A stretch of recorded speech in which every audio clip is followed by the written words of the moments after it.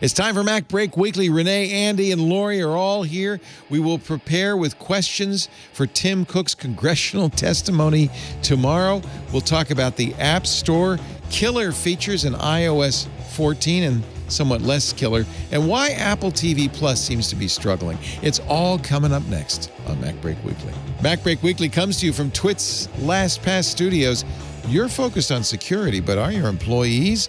LastPass can ensure they are by making access and authentication seamless, whether they're working in the office or remotely. Visit lastpass.com/twit to learn more.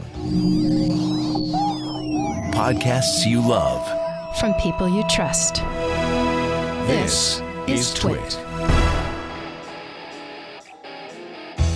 This is MacBreak Weekly, episode 724, recorded Tuesday, July 28th, 2020. Rene's beautiful mug. This episode of MacBreak Weekly is brought to you by Molekule. Molekule is reimagining the future of clean air, starting with the air purifier.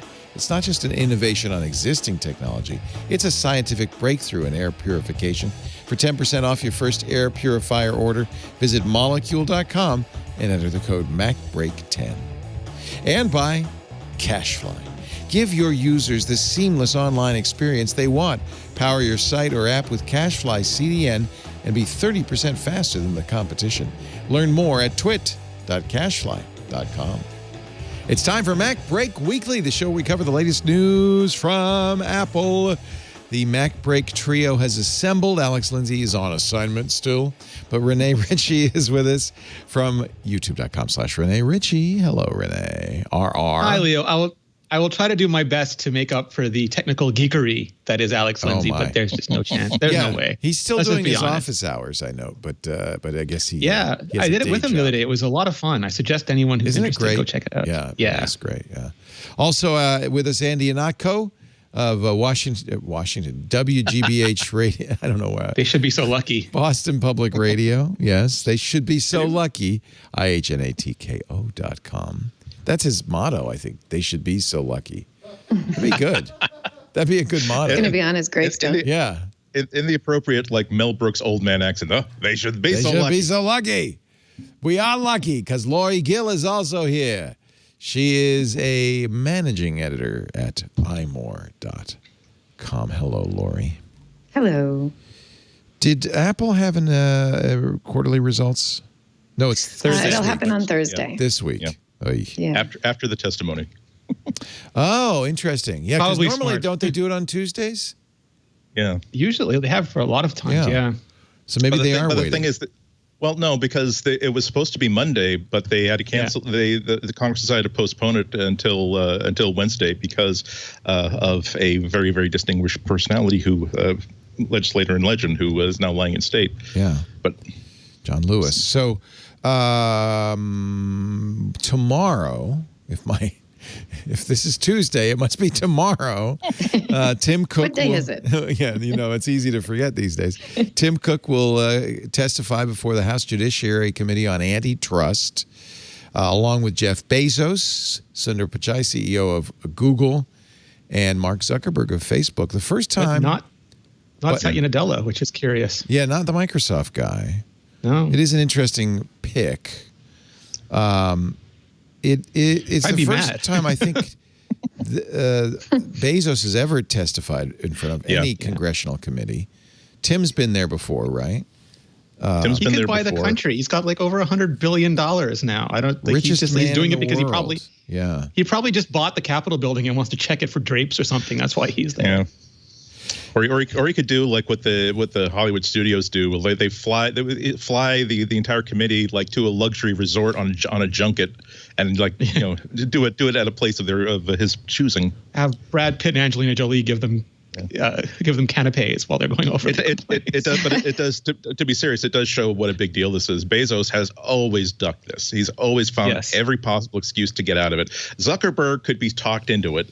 But this, let's remind ourselves that this isn't just like election year. I really need some footage of me behind a microphone on a level higher than the 100 billionaire, wagging my finger at him. This is a pre-announced like multi-year investigation into antitrust all across the tech industry that is buttressed not only the federal level but also at the state attorney general level. So if these CEOs do not find time in their schedules, they are going to encounter increasingly hostile panels.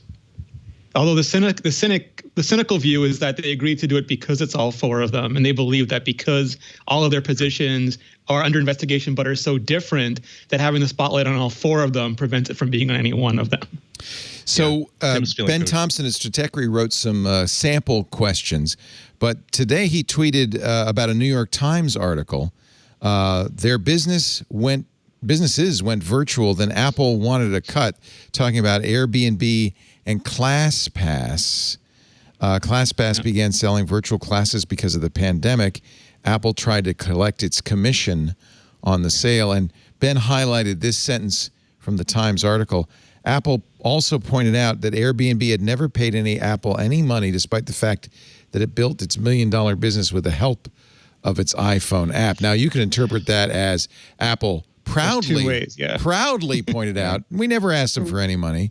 Although there is this rent-seeking bit of Apple's App Store business where, Airbnb built a business and now has a new business, and Apple says, yes, we'd like 30% if you want your app to be on the store. Yeah.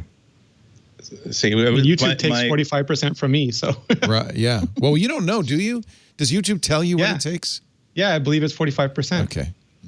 Yeah. But it's not. I know you weren't making a direct comparison, but it still is a good idea to point out that basically you are mailing them like a high definition video cassette, and they're agreeing to like stream it to the entire world in perpetuity and also sell ads for you. Whereas Apple is saying, I always think that Apple's being a little bit coy here, because they're also saying that if all these other companies said, "Gosh, we're sorry, Apple, we're sorry that we offended you by not paying you enough money." Airbnb and Uber and every single app that people rely on, we've decided to stop abusing you by stop supporting the iPhone and make people use web apps to connect to our services instead. I mean, Apple needs these companies as much as they need Apple, and also given the testimony we're talking about in front of the House on Wednesday, they also need to be able to demonstrate that they're not just some sort of a racket that's saying that, first of all, you're not allowed to have a presence on our platform unless you sell through our store, and also you are required to conform to whatever terms we dictate for use of the store. So it's an interesting. The article from the New York Times picks these two because they're unique situations. ClassPass, which before the quarantine had a business helping people book exercise classes at local gyms. A feature Apple controversially, but Apple didn't charge them for that. Yeah. Then ClassPass obviously had no business after gyms closed, so it started shifting to virtual classes, charging for those, paying that money on to the gyms, not all of it. Because the classes it sold on its iPhone app were now virtual as opposed to real classes, Apple says we want 30% of the sales up from different zero. Than Amazon and Kindle, right? Like Amazon.com purchases have to pay Apple nothing, but if you buy something for your Kindle or Comixology, they expect their 30% cut. This is why these articles to me are so painful. It's like they have an idea, but they just prosecute it so badly. Apple, in its defense, says this is a 10-year-old rule we're enforcing, and if we waive the commission, it would not be fair to other app developers that have been paying that fee for 10 years for similar. So the thing for me is businesses. that, like, in good times, nobody really cared about the 30%. Like, it was a gold rush. People were making money hand over fist. You saw articles about this game making $1 million, and there were App Store millionaires in the headlines all over the place. And it was objectively a more convenient arrangement than the previous web stores for online software, and it was better rates than they were getting, or at least the same rates that they were getting on those web stores, and way better than retail. And nobody cares what slice of the pie someone else is getting when that pie is growing so fast. But when that pie starts to constrict, for some reason, we all switch from, hey, how do we stop this and start growing the pie again, to, hey, why don't I get more of your slice of that pie? And it seems like both Apple and some developers, not all developers, but some developers are both saying, hey, that 30%, we want more of it. And Apple's saying, hey, you're not giving us that 30%.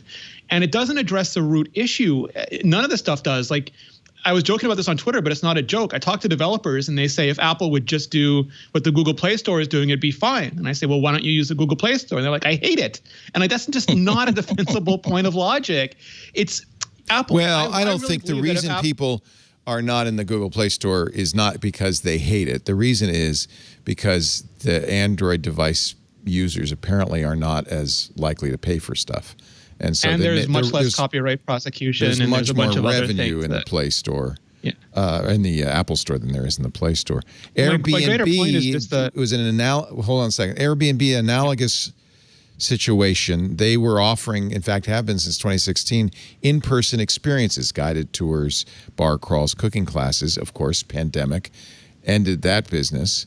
So they started selling virtual versions of the same experience. Apple said, okay, now you have to give us money. Now, apparently Apple now claims, even though ClassPass says this isn't the case, that ClassPass has been given to the end of the year. ClassPass said they wanted it now.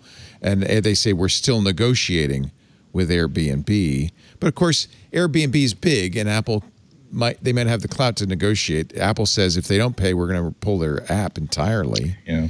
So go ahead, make your point now, Rene. I just want to make sure people got the facts of these two situations. Yeah, no, I think there's a lot of legitimate complaints, like not allowing trials on the store, where that 30% should be 10% or 15%, whether there should be alternate stores, whether they should support full progressive web apps, as an alternate, all these different things. But none of those address the root cause of this. These are, I think, people rearranging the deck chairs. Is just that so much of the software is now commodity that I think it requires a complete reimagination of what a store should be. It's a decade old, and I don't think Google's far behind on having that same problem. We went from scarcity and highly expensive apps to abundance and apps that people get angry about when they're only $1, and we have to address.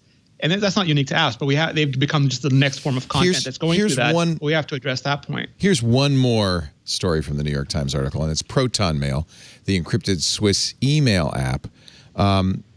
Their chief executive, Andy Yen, said if you're not in the App Store today, you're not online. Your business cannot function. So they're the gatekeepers of something every single company wants. But if you're going to go through those gates, they're going to charge you 30%. So what ProtonMail is, they began charging 30% more for subscriptions bought on the iPhone app versus those bought on the website, to in effect passing Apple's fee on to the customers. But Apple's rules prohibit ProtonMail saying there's a lower price on the web. And when ProtonMail did that, Apple restricted its app. Then when the company instead tried to make it clear that 30% of the subscription price went to Apple, Apple again said you can't tell people that, and restricted the app again. So there are two issues. One is Apple seems somewhat capricious in the enforcement of these rules, and that's a big issue. I'll channel Alex Lindsay, because last time we talked about this, Alex was very adamant in his defense of Apple. He said they've created the iPhone, they've created this store, they've created immense value. This is the cost of doing business. You're riding on Apple's value. If you want to ride on that, you don't have to. You can go in the Android store, but if you want to ride on Apple's value, you got to pay the ticket. And so, I'm not sure I agree with that, but I'll just give you Alex's point of view. What's wrong with Apple saying, look, we're providing this value. This is what it costs. How about you, Lori? What's your thought? There's so much to unpack here. So, you can look at it from Apple's perspective, which is exactly what Alex Lindsay would say, which is we have provided this value, and the fee for our value is that you pay 30% of your profits. That makes sense from a business point of view. The bigger and more important your company is, the more leverage you have to make sure that you continue to make that growth happen for you. From the developer perspective, I can see, and I think this is where Rene was saying, people didn't complain about the cost before and now they're complaining about it.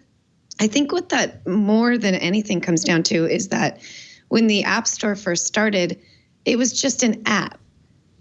So developers, they made an app, and you bought an app, and that's all you bought. You bought this like piece of paper, right? Now people are selling services. They're putting services on the App Store. So now you can, you can go rent an Airbnb, or you can take an in-person, have an in-person experience. Now it's turned into a virtual experience. This isn't just one app that you charge $1.99 for, knowing that some percentage of that is going to go to Apple. This is your entire weekly, monthly, daily livelihood. That is now 30% of your entire income for your life goes toward Apple, not just one purchase. So I think that's part of why there's a lot more complaints going out, is that it feels more of an, like it's having more of an effect, because it's not just developers creating apps that we buy and 30% of it goes to Apple. It's now, I created an app, Apple doesn't want 30% of that. That's a free app. It's the fact that you can, take a scooter down the street that Apple wants 30% of. And that's where things get a little bit weird, and where I do think Apple needs to make some changes into how it deals with that kind of thing. Like, for example, just an average standard subscription to Netflix, let's say, it starts at 30% at the beginning, but then goes down to 15 or 10% the longer that app is in the App Store. And in terms of services, I think something similar should also be in play here, which is, at first, you're a brand new customer, you have to give us 30% of that, but then over time, that percentage goes down. That to me just makes sense in that apps usually get their biggest push right when they first come out, so that's where a lot of money is made, is right up front when all of the marketing gets talked about. And two, Apple should consider, and they don't have to, but just for society's sake, they should consider moving toward reducing how much they take from companies as those apps are in the App Store. Apple has been willing to kind of change its rules over time. They were first publicly published in 2010. In 2018, Microsoft came to them for Minecraft because they wanted to make sure that users who were able to buy like me, who bought my Minecraft subscription years ago on the website from Mojang, should be able to use Minecraft on the App Store. Phil Schiller gave an interview to Reuters today, kind of, I think, to set the tone for tomorrow's testimony for Tim Cook. Kind of these are the talking points. He said to Reuters, as we're talking to some of the biggest game developers, for instance, Minecraft, they said, I totally get why you want the user to be able to pay for it on device, but we have a lot of users coming in who bought their subscription or their account somewhere else, and it's a big barrier to getting into your store. So Schiller said, we created an exception to our own rule because we thought, yes, that's reasonable. Here's the kind of the money quote from that Reuters interview. This is Phil Schiller. One of the things we came up with is we're going to treat all apps in the App Store the same. One set of rules for everybody. No special deals, no special terms, no special code. Everything applies to all the developers the same. That's not the case in PC software. Nobody thought like that. It was a complete flip around of how the whole system was going to work. I have to point out that there are exceptions. Amazon famously just got an exception, as has a French broadcaster and another broadcaster. So they do make exceptions sometimes. Amazon's a pretty big customer. Amazon has a variety of deals with Apple, so maybe that isn't a completely level playing field. And maybe this is just not the right way to do it. It's, this is an experiment in this, even though the App Store has been around for 10, 12 years, however long it's been around, it's still an experiment in figuring out how to do it right. And just because Apple decided not to do it the way PC software did it, doesn't mean it's the right thing to do. Maybe go back to the way PC software did it. Yeah. And, I think it's important to be a sort of ever-changing way of doing things and listening to your clients and making decisions based off of that. Like on the one hand, the iPhone it's hugely popular, and just like that article was saying, that you can't be a player app developer without being in the App Store. But in the reverse, one of the reasons why the iPhone is so important is developers and what they brought to the Apple community. If it weren't for the App Store, an iPhone would be just like an Android That's a phone. very good point. So Airbnb has created value too on their own that they are bringing to the iPhone. And I think a little give and take is important to keep this going. It just makes the most sense from both perspectives. It just helps both companies. Apple shouldn't be treating the developers as if there's some sort of, you're writing our tailcoats. That's not what's happening, because Apple is getting its value from the developers too. Ben Thompson tweeted that he believes, or this is the point he's been making, Apple believes it's entitled to all commerce that happens on an iPhone. Is that a fair characterization? He was arguing with Benedict Evans about that in that same thread. Because Benedict Evans goes, "No, you are quoting that exactly backwards." You misinterpreted that is saying, that is saying that they let all that stuff go. They don't believe that they're entitled to it. They just believe they're entitled to digital goods. Yeah. In the Reuters article, they quote Mark Fisher, who is a chief executive of a mobile technology firm called Dogtown Studios. He said in the Reuters article, Apple's 30% commission felt justified in the early days of the App Store, when it was the price of global distribution for a then small company like his. But now that Apple and Alphabet's Google have a duopoly on mobile app stores, fees should be lower, possibly the same as the single-digit fees payment processors charge. As a developer, you have no choice but to accept Apple's charge. But maybe there is room. Be my guess. Apple's going to play this strong hand. They're going to get Phil out there. They're going to Tim Cook tomorrow. It'll be very interesting to see what he says. But it is my guess, Lori, that they will negotiate. That in the long run, the outcome of this conversation will be Apple giving in some respects. There was this great post from... Go ahead, Rene. I was going to say there was this great post from John Gruber where he put up the old headline from the G4 Cube, and it says Apple puts the G4 Cube on ice. And they never did. That was like the old Apple, and they never did that for AirPower. They didn't say Apple pulls the plug on AirPower. They sort of let just everybody report it. Right. But that, as much as Steve Jobs was intrinsic to the App Store, like when you read those original App Store guidelines, you can tell Steve wrote them. He was just having nothing. Like he was abiding no nonsense in those guidelines. But it does feel like one of those things that Apple should just take a step back from and say, is this the best experience we can provide? And it's objectively not. Like it's resulting in a lot of frustration for Apple, a lot of frustration for developers, a lot of attention from regulators, which is never a good thing, because these are often the worst, technologically least astute people in the world, and their remedies are often not very good, not very well suited for the realities of the industry. So my hope is that Apple will do what they did with like the Mac Pro or with some of the other products, and just, today Apple reinvents the App Store, and there's a bunch of new policies that are not only much more palatable, but are better for everybody. Yeah, they're gonna take a victory lap, basically. It's funny because I remember that headline, Apple puts Power Mac G4 Cube on ice, because that was Apple's own headline on their own press release. Yeah, it was so good. I read that press release the day I had bought a G4 Cube. Oh, of course. That's when it all began. That was when it all began. That was the inciting incident, Ligilio. July 3rd, 2001, a day I shall never forget. Live in infamy. I loved my G4 Cube. Mine never cracked. I thought it was the coolest thing ever. Ben does write on Stratechery some questions for the CEOs he thinks Congress should ask. Can almost guarantee Congress will not ask these intelligent questions from Ben, but more likely, how do I post on Facebook? Or why is my tweet being taken down for lies, just because it's full of lying lies? Yeah, that will come up because Twitter today suspended Donald Trump Jr.'s account for posting a clearly bogus COVID-19 video. Well, bogus and dangerous. Dangerous. Yeah. Tim Cook, these are the questions. Actually, you know what? Let's take a break, and then I'll give you Ben's questions for Tim Cook. And then we can talk about what you think Congress will actually ask tomorrow. It's going to be worth viewing. It's going to be worth seeing. You don't get to see those four on a panel all at once ever.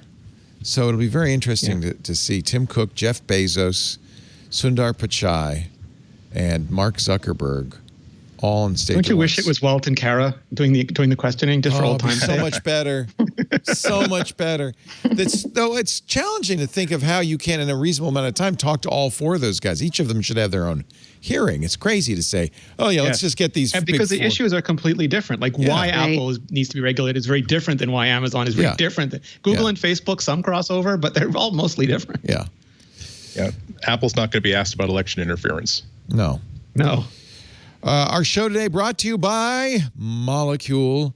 I love our Molekule. We have one at home. We have one at the office. Actually, we have two at home because after Lisa and I got the Molekule for our bedroom, our son Michael said, I need one, and he has one too. And here in the studio, this is really where the Molekule shines. Indoor air, when there's no windows in this studio.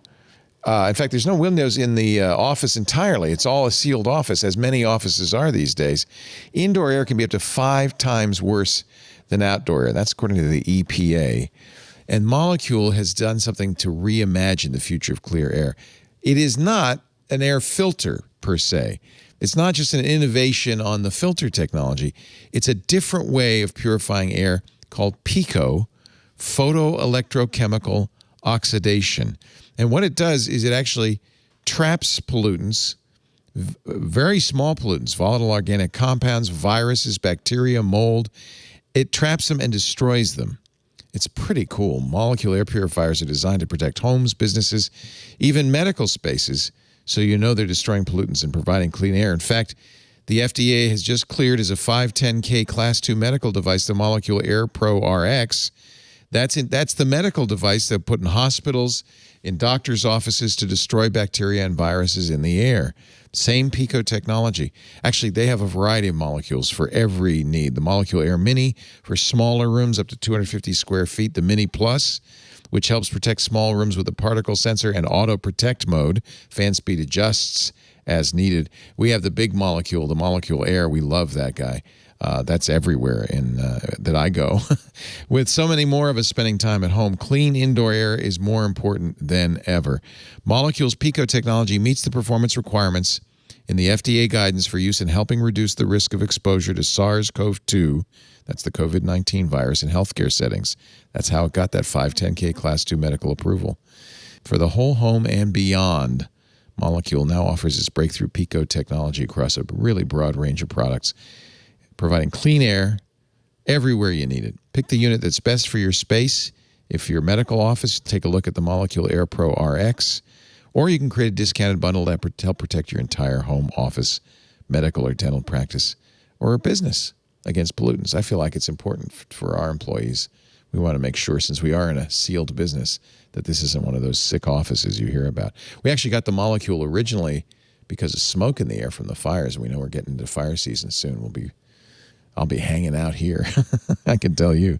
10% off your first air purifier order. Visit molekule.com, MOLEKULE.com. Enter the code MacBreak10 at checkout. That's Molekule, MOLEKULE.com. Enter the code MacBreak10. And if you want to know more about the technology, there's a lot of information on the website, including scientific studies from a variety of sources, including Department of Energy labs, university labs, that explain how it works and why it works. And, man, I'm a believer. Molekule. All right, here are Ben Thompson's suggestions. This is a really good one. Mr. Cook, do you believe Apple has been adequately compensated for its role in making smartphones the most indispensable devices in people's lives? Does Apple deserve more revenue from app developers, including those offering free apps?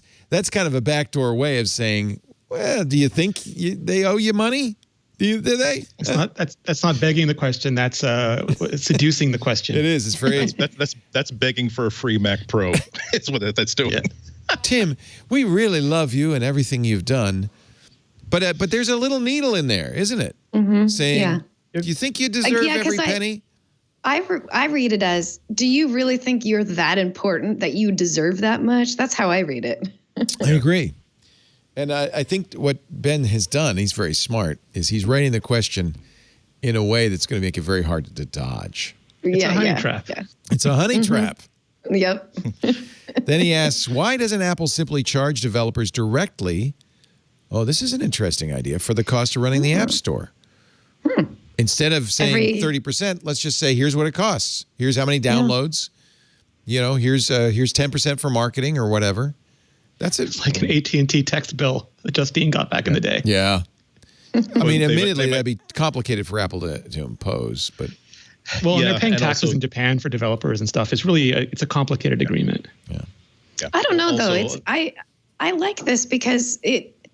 You know, if Apple's going to play this game where they're saying, like, we are completely, everybody pays the same across the board, this is a way to do that. It's like, here, you know, every single developer, you pay $10 a month, period, no matter what. Like that, you know, that fits more in line with their idea that everybody pays the same, you know, like there's no question about it. Whether your app is free or paid, whether your service is inside or outside, you pay the same amount. Like that fits that kind of, you know.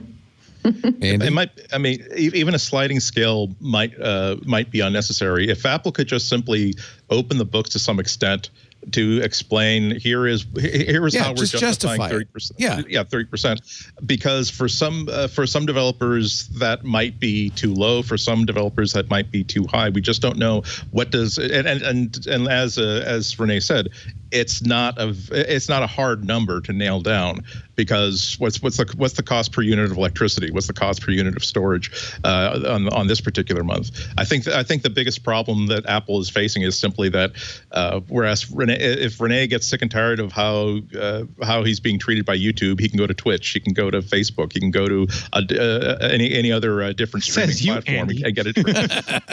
I think that your star shines so bright in the firmament that we could put it anywhere in the sky and we would all cluster around it for light and heat. So Apple did commission a study, and they released it last week, also preparing for Tim Cook's appearance tomorrow. The study from the analysis group basically concluded that Apple's store prices are in line with other digital marketplaces. Here's a quote. The commission's... That's like the least interesting thing about it, right? I know. Who they picked to compare against. That's illuminating. But it is one defense. You know, I think Apple's going to defend it along a lot of different lines. But one line is, hey, we're not doing anything anybody else isn't doing. But most app stores charge the same 30%. Retailers, travel booking services, other marketplaces often charge even more. Yeah. Distributing software through an app store is less expensive than distributing through brick and mortar retailers.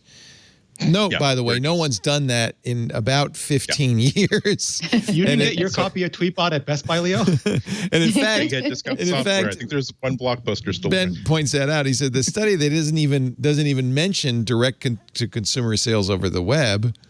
And it says, in fact, that's one of the questions for Tim Cook. Don't you think that's there was a lot of console viable? Positioning, like because Xbox and Nintendo and Sony have the closest model to the App Store, where it's 30% and you could only distribute through them, and it's all. I think Apple is cozying up to the platform model hard in some of those places. Yeah. They're ignoring Also, they're ignoring the fact that Apple was the first in the market with this kind of an app store, and when they set 30% as the price that people are willing to put up with, it's not as though it had competition and the price got driven down to 12%. It's that everybody just simply decided that that seems to be the standard amount. So I don't think that report. They were asked. I remember they were asked that, and as impossible it is to believe for those of us here, apparently Nokia invented the first app store in 1812, and it was also 30%. Okay, well. Ben Thompson also says they should ask, why should apps installed by the App Store not be allowed to link to a web page if that web page allows users to sign up for a paid service? Ben has a very interesting solution to this. Like, he believes that if Apple just allowed that, like just allowed the alternate payments, that it would make all of these problems disappear. And granted that a lot of people has, like, if they just allowed side loading, but this to me sounds like a very reasonable solution because it protects the trust relationship, the security, the review process, everything. And I don't think Apple would stand to lose that much because they would be forced to compete on convenience, which still is and some people just don't trust those processes. Like, I'm not going to give my information to some wacky website. I'm using Apple Pay. That's exactly. Even Apple brings that up specifically, and I'm sure Tim Cook will tomorrow, that we're providing security. We use Apple. We have a payment system, so we provide a payment system, which normally costs people money anyway, and we provide the privacy and security our users want. And I think, you know, if they said, you can buy it here, it's convenient, it's easy, it's one button, or you double tap, and you bought it, and it's secure, and you trust us. Or if you want, here's the link to the web store. Good luck. Yeah, and by the way, I don't think it would hurt them. I think the it would only price help would be this. You could mandate that the price is the same, right? I think that would be harder for the store. Like, I also think it doesn't have to be, like, because it's. Well, if I'm going to pay 30% different, less if I buy it on the web, I'm going to do that. Well, but I think time. that's what forced Apple to radically rethink those margins, like that cut, if it was an open competition for the business. Oh, but I think that solves everybody's problems. Good point. But it would cost Apple in the long run, wouldn't it? If they make a great service. I mean, that's the whole thing. It's like why I'm so happy about default apps on iOS, because like I'm not using Mail because I have to. I'm using it because I want to. And that means that Mail team better work. Right. Why he says, why can't Spotify and Kindle link to their web pages for purchases? Does Apple Music or Apple Books pay a 30% charge on every purchase? If so, how is that charge accounted for? If not, why would Spotify and Kindle have to pay Apple 30% on in-app purchases? I think, and then he goes on with other stuff. He says, for instance, iOS 14 is going to allow users to change the default web browser and default email client, but why not the SMS client? I doubt very much the senators will be asked. That wouldn't work. Members of Congress if I was him, I'd ask the music client, because the SMS client's not really workable, but the music client certainly is. Yeah. Why does Apple allow WeChat to have a store-like interface for mini apps, but doesn't allow Facebook, Microsoft, Steam, or other U.S. companies to do it? I mean, I wonder if they really hope that none of the younger, more tech-savvy, more litigation-savvy Congresswomen, in particular, and men, don't reach their techery. Well, those questions will be brought up. Yeah, because we're joking around about this, but this isn't like 90 minutes. So like this isn't on the big stage at a tech conference. They got them all day. This could go into the early evening. Also, this is at the end of over a year of investigation and subpoenas of and requesting and demanding documents and interviews with people. So yes, there are going to be people who are going to be grandstanding. Yes, they're going to be asked, what is it why do you hate freedom so much, Mr. Zuckerberg? But there's also going to be, I don't hate freedom. I just can't make money off of it. Yeah. Like the big pucker moment is going to be the question that begins in October of 2011. Sir, you had a meeting with the following. Oh, geez. Well, it's going to be interesting. So here's who's on the committee. Jerry Nadler leads it, of course, the Democrat. And there are a couple of, you mentioned the Democratic women, Pramila Jayapal, Val Demings, Mary Gay Scanlon, Lucy McBath. But on the Republican side, you've got James Sensenbrenner, you've got Matt Gaetz, which is going to be interesting because he's, of course, one of the members of Congress who's been most actively criticizing social media for its anti-conservative bias. He seems smart, but there seems to be like a lot of these politicians on both sides, when you see them interviewed, they are so calm, so rational. They seem to have all their logic sensors in force. And then you put them in front of like a news camera at a Capitol, and they say the most outlandish things. And I honestly don't know which one of them are going to show up on any given day. It's such a whiplash. I can't imagine having to like have your lives depending on a lot of these people. Welcome to America, okay? Well, they can do both. They can do service to the party and be good little soldiers, but they can also ask the pointed questions that result in this specific legislation being put through 2 years from now. I think honestly, the questions with Facebook, the questions to Amazon, Google, and Facebook will be much more pointed than they will. Well, I think there is so many problems with Facebook that if they waste it on why are you biased against my anti-vax friends, Matt Gaetz it'll be horrible. That Gaetz will totally do that. It's sad. Yeah. I mean, these people they're doing such egregious things. Like we saw that whole study come out where Facebook knew that if they pushed extremist views, they would hurt people but make more money, and they chose to make more money. And I want them asked about that, not about why like fragile people who say bad things and get their posts taken down, or it's heartbreaking. If you look at the market cap and the value generated by these 4 companies, these are obscene. huge. And, in a way, $5 trillion market cap for those four companies, annual revenue close to $1 trillion, $773 billion. They have $420 billion in cash. That's just Bezos' take home. Yeah. So these are immensely powerful companies. And while on the one hand you might say, well, that's why we've got to regulate them, on the other hand, you could also say these are the engines of the U.S. economy. That's the danger here. That's what happened with Microsoft. That's why I'm so scared here, because the U.S. administration tends to favor low prices above everything else. And we saw that with the ebooks case. We saw that with Microsoft. The EU tends to favor competition, and neither of them seem to have a balanced view or an astute understanding of the nuances and subtleties involved. And it really is a sledgehammer approach, which is why I think these companies are just out of their collective minds to let it get this far. Well, what choice do they really have?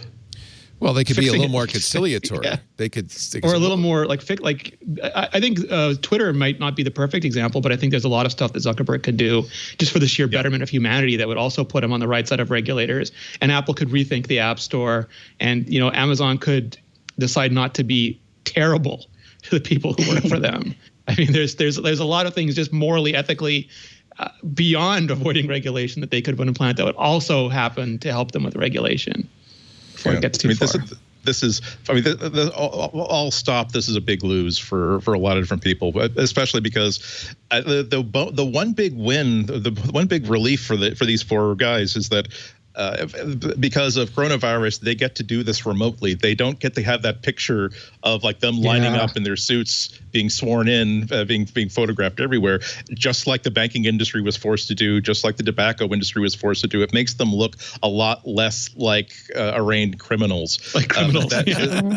Remember all the heat the big four automakers got when they flew their private jets to Washington, D.C.? Don't wait for the translation. Answer the question. Yeah. Such a powerful moment. Yeah. Have you no decency, sir? Speak into the machine. Oh, no, that's another one. Don't wait for the translation. Answer the question.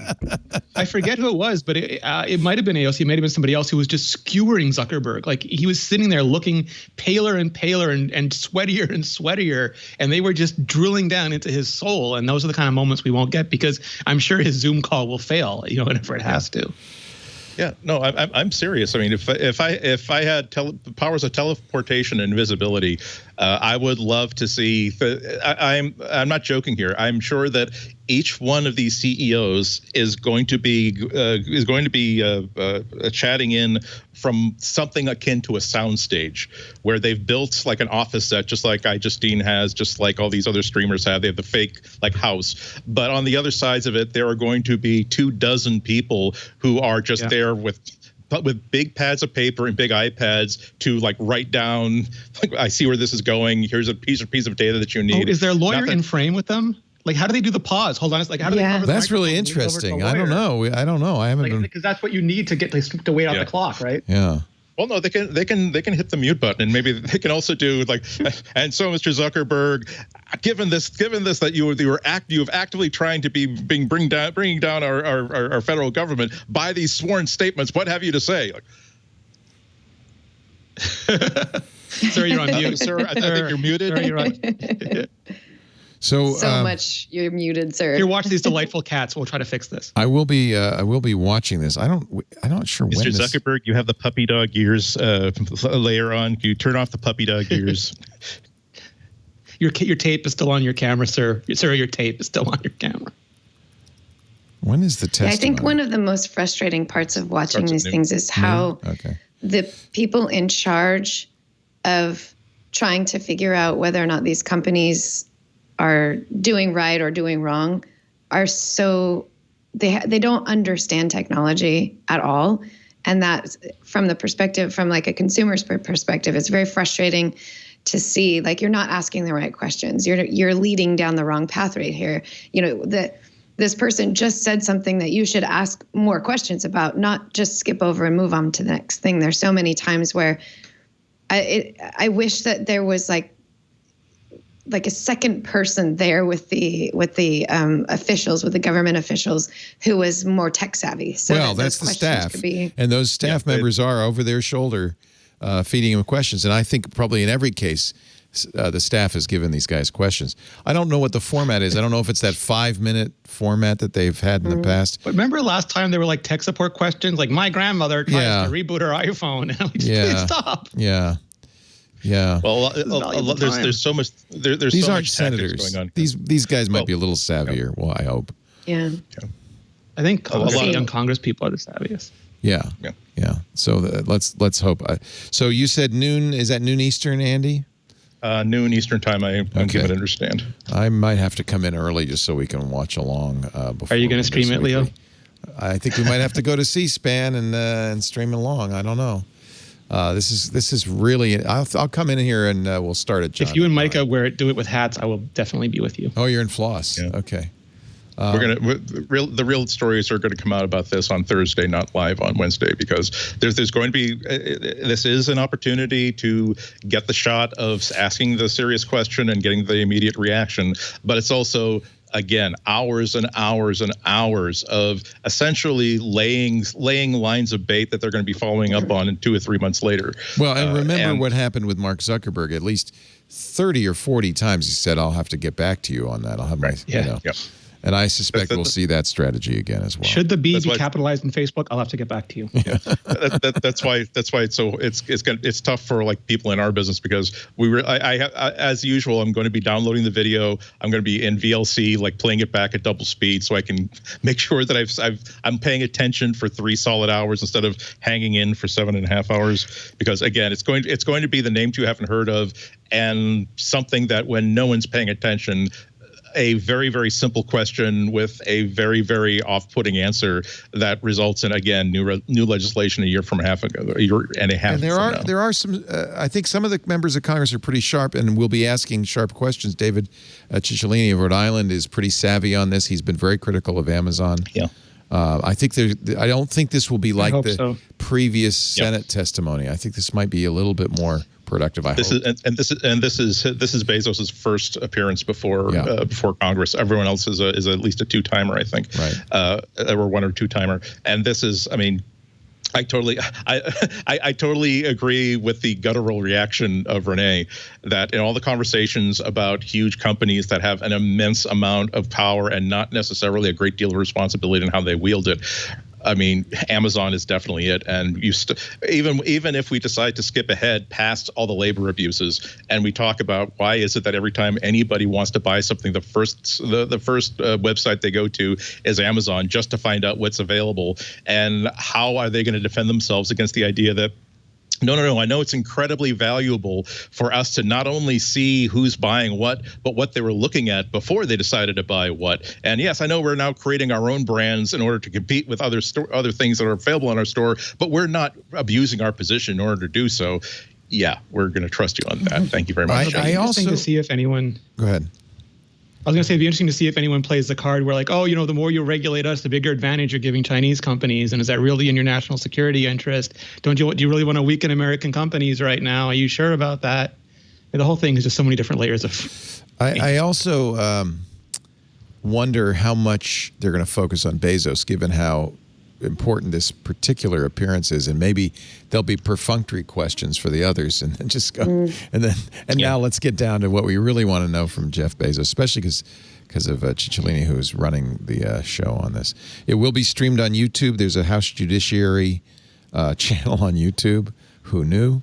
You can watch it live there again, noon Eastern. Please like and subscribe. Please like and subscribe. Hit the red bell. And remember, pound that like button just like I'm gaveling you're interviewing. Raise your right hand and slam it on that like button. It's going to be challenging, actually. Ben had an interesting graph in his article where he shows how popular these companies are. These are not, these are important brands, and this is Google's #1 with the this is from Vox Media. The Verge Tech Trust Survey from last December. Google 72% positive rating, Amazon 70%, Microsoft 66%, Apple 62%. We're all out of our mind. Facebook's a little lower. Facebook has a 40% positive, 35% neutral, 25% negative. But those big three, Google, Amazon, and Apple in there, are extremely popular companies with the American public. So again, a challenge to handle this. This is, I mean, I don't know whether this is an unprecedented business situation or a totally precedented situation. I have to go back to when every single industry was based on steel, and steel were conglomerates. Or every time someone had to move from point A to point B, they had to go with a trust based on the railroad and the urban transport trust. We Coke and put so Pepsi much on everything, Andy. Well, the railroads, I doubt there was a lot of love for U.S. Steel, but the railroads are a good analogy because people got real benefit from the railroads, and I'm sure that the railroad barons face less scrutiny because... And the telecommunication companies, we all love them. Yeah, right. Yeah. Well, it's just that people are capable of not trusting the power of individual CEOs at Google and Facebook and Twitter and Amazon and even Apple, while also saying, don't you dare take away my Google Maps. Don't you dare take away my Google Docs. Don't you dare take away my one ability to see. Don't do anything to Instagram. That means I can no longer see pictures that have been sent to me by my nieces and nephews. It would be imprudent to do so now. We're more reliant on these companies than ever. But not that Congress doesn't do I just wish that their risk, this has got to be built into their risk assessments. Especially, these are big companies; they're not stupid, and this has got to be built into their risk assessment strategies. And there's got to be something that's telling them to hold the line on this, even when it looks like folly to people like me or us or whatever. I just wish I knew what it was. Also, they might be a lot of different management teams are in a position where, if there is a change of staff at the executive branch of the United States government, a lot of our problems could either A, go away, or be so totally different that we're going to wish that we had waited until October, November, December, January 20-something to make any offers of what we're willing to do to avoid being legislated. Virgil in the chat room sent me an article from 2013 when Tim Cook appeared before the Senate. Yes. And received, the headline is, Senators turned Tim Cook's hearing into a genius bar visit. Questions like, why the hell do I have to keep updating my apps on my iPhone all the time? Why don't you fix that? That was John McCain. Why don't you fix that? Carl Levin of Michigan said, I have an iPhone in my pocket. I have an iPad right here. My granddaughter even knows how to use it. All of it. So, but again, that's the Senate where I think they tend to be a little older, maybe a little less tech savvy. I think Congress. And it's not Microsoft and Intel up there. And if you'd said that 10 years ago, nobody would have believed you. Yeah. Good point. Yep. When Senator Kelly Ayotte of New Hampshire greeted Tim Cook, she said, "So nice to meet you. I have an iPad." Claire McCaskill says, I love Apple. I love Apple. And there was a ringer switch thing too, wasn't there? Where someone was complaining about the ringer switch. The whole thing was just, I wanted to cry. I just wanted to cry. Yeah, I think this would be different.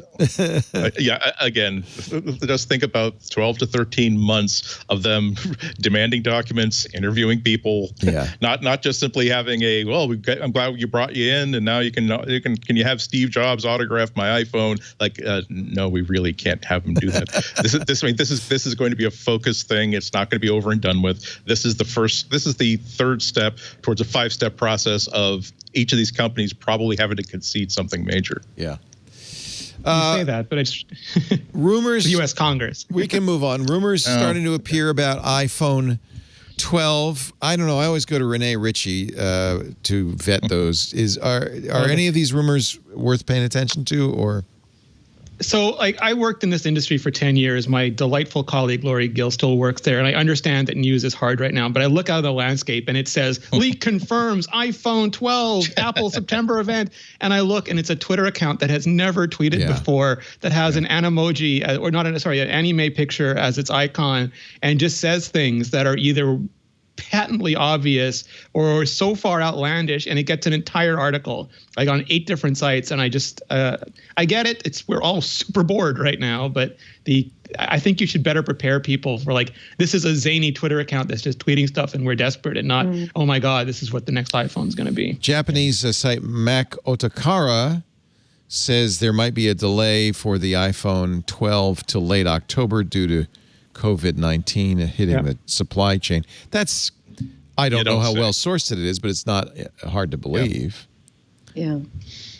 But then there's rumor that the Apple event will still take place when it usually does in early September. That's just when we see the phones won't be. And they did that with the 10R, right? They announced it, they showed it, and they said, and you'll get it late October. And the 10, the difference, the 8 shipped, and sorry.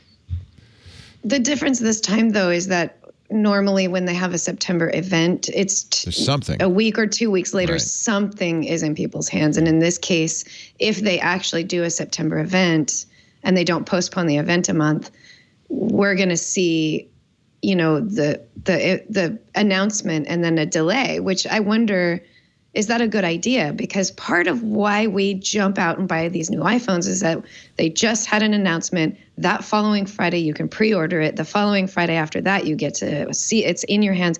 There's that kind of excitement that happens right away. So I wonder, is it, from a marketing perspective, is it a good idea for Apple to have their September event like they always do? Or is it smarter to postpone the event until they know that they can ship those iPhones 2 weeks after that event? That, to me, that makes the most sense. It's a virtual event, though. Like, that's the thing with these all these things. It's a virtual event. They could very well have planned. They have the iPhone event the exact same week on the exact, like Tuesday of the exact same week every year. It's not like rocket science to predict when the next one could be. And in a normal year, that could absolutely be the event. But when it's virtual, they can hold it anytime they want. And we saw with WWDC, it was 3 weeks later than it usually is. And that they could just say, this is what we're going to do. We're not going to have any more air power nonsense going on. That stuff stopped. And when we know what's going to ship and we know when it's going to ship, we're going to have the event 2 weeks before that. And these are all the ways we're going to work with people who aren't there in person, but we still build excitement. Like, that to me smells like Apple. It doesn't smell like Apple to go, okay, we decided, 3 years ago, this was the date and we're just going to do it because we decided it. Right. It's hard to say, though, because I don't think any company is as much of a control freak about their marketing as Apple is. And the great thing about having those in person. Well, no. Did I mishear you? They're total control. Other companies wish that they were as good as Apple at being so tight about it. No, I don't mean it that way. I mean that they like having absolute control over every step and how information gets out, who gets it, how these people release that information, make sure that they are being, I wouldn't say influenced, but make sure that if there are any mistakes in coverage, or if anything that Apple assumed was going to happen as a result of this doesn't happen, there's going to be a course correction there, and it makes their jobs a lot tougher, because there's certainly the great things about having those in-person events is that you have the 3 or 4 different layers of hand-holding that go on there, and also the other X factor here is that I don't know if I 100% believe that Apple's going to show off at least Apple Glass sometime before the end of the year. But how are they? It's the sort of thing where it's very, very hard for them to stream a video of someone using this and communicate without live audience reaction, how interesting this is and what the message and what the story is behind this. Yeah, and also how this is also the sort of thing where, oh boy, if you got like a whole bunch of training before you got to a pre-release iPhone with a new feature on it, imagine they're probably going to put you into like 2 week forget the coronavirus quarantine. They're going to put you into Apple Glass quarantine where you can't leave the hotel for 2 weeks, so that you have a personal butler enforcer. Yeah, exactly. I mean, it's going to that's going to be a really, really tough thing. Because that would have been almost like the iPad introduction, where all you want is as an Apple PR person is get all these people into the demo room and let them scroll, let them squeeze, let them see how light this thing is and how durable it feels like, when they don't have the ability to let these people who are going to be the first round of influencers, the people who are going to do the, hey guys, I got my first full hands-on in-depth review here in the demo room where I have 2 minutes with this thing, but all this sort of stuff where people are saying, I know I don't have them yet. I know I don't have a full review, but even with the first 2 minutes of this, I can tell this is something different and something special. There are a lot of variables here. This, as is the slogan for 2020. This is a unprecedented situation, and we can't really predict how anybody is going to get through anything.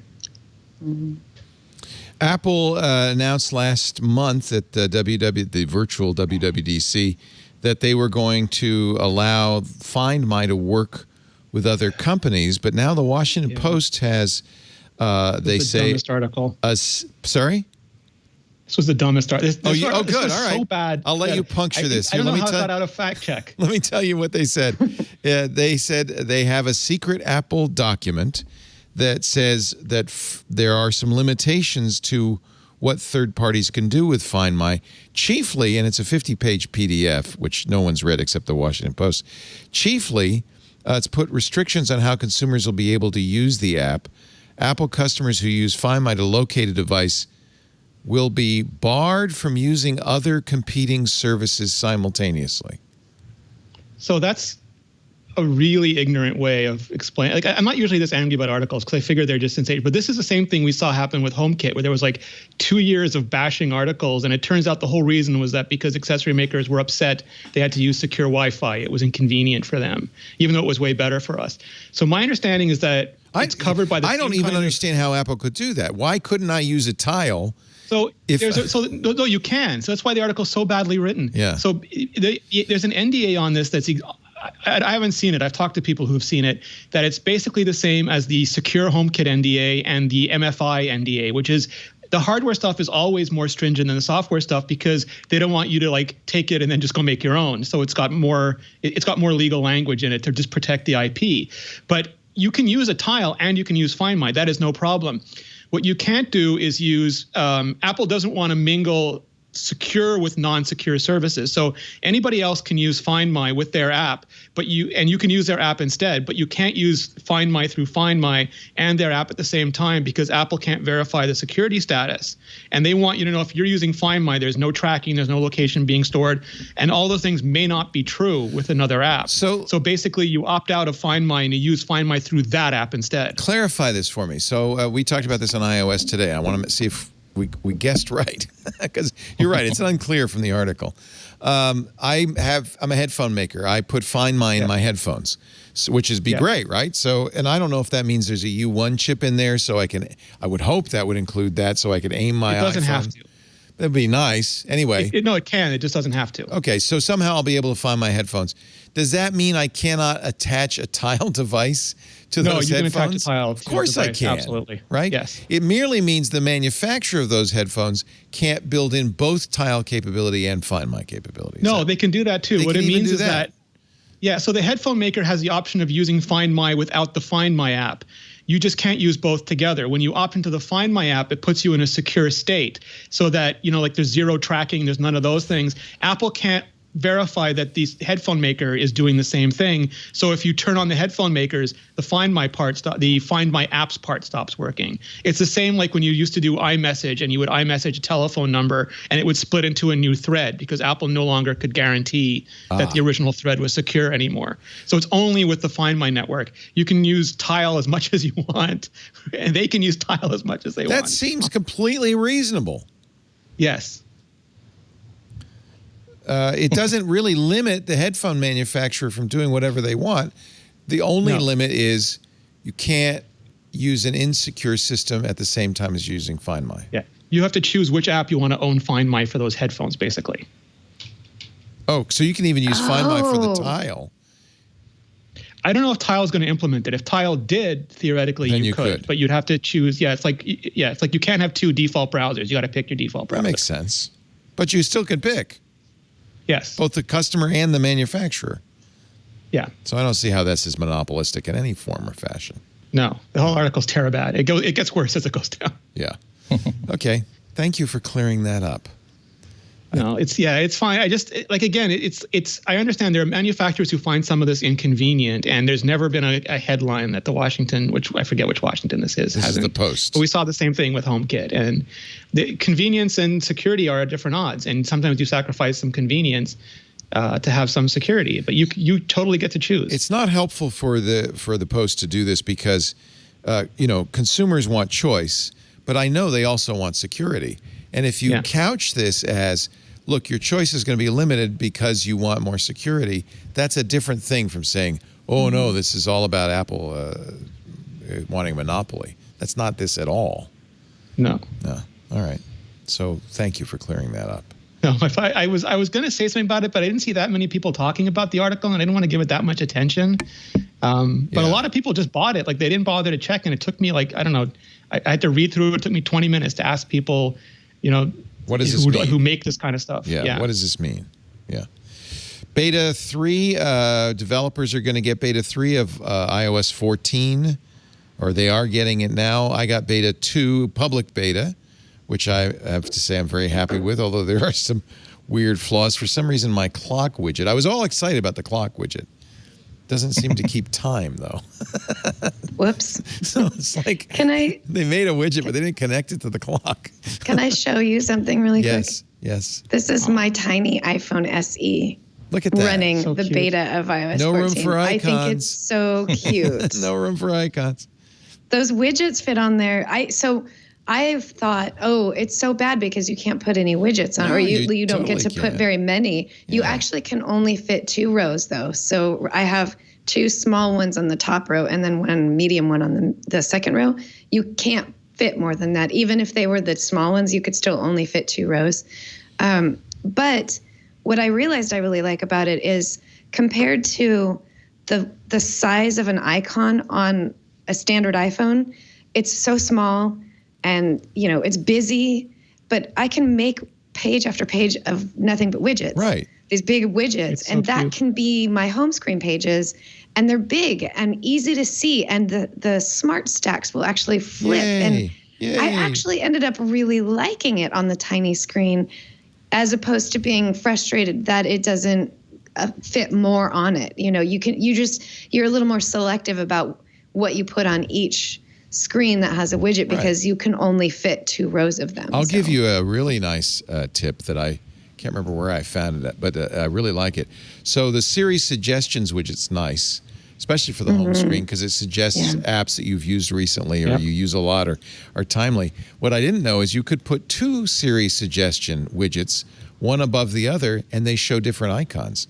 So I'm thinking that what is actually happening is instead of getting the most 8 top picks, I'm getting the 16 top picks, which means this can be my home screen because it's an always changing home screen, but it's the apps that I use the most.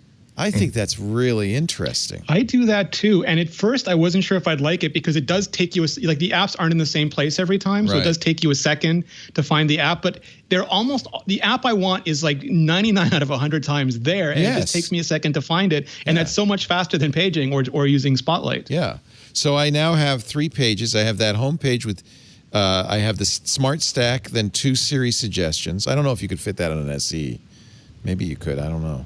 I'll try it while you're talking. Then the next page is the folders I use by my organization. Yeah. So I know if I don't see it right there and I don't want to search, I can switch to a static list of things I want. And then the third, actually the third page is more widgets. The 4th page is this, whatever they call it, the app library, which I rarely get to. To me, I usually find what I want on page 1 or 2.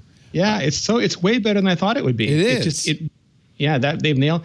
And I heard you with Micah talking about the smart stack. And I think the thing that's holding it back there is that apps have to, like if the calendar appointment is coming up, it will switch to calendar, but the apps can also alert to a change of status and pushing it. And I think those apps just aren't doing a great job of updating yet. It's supposed to be like a storyline and you can inject into the storyline. And I think they're not doing that like optimally at all yet. Yeah.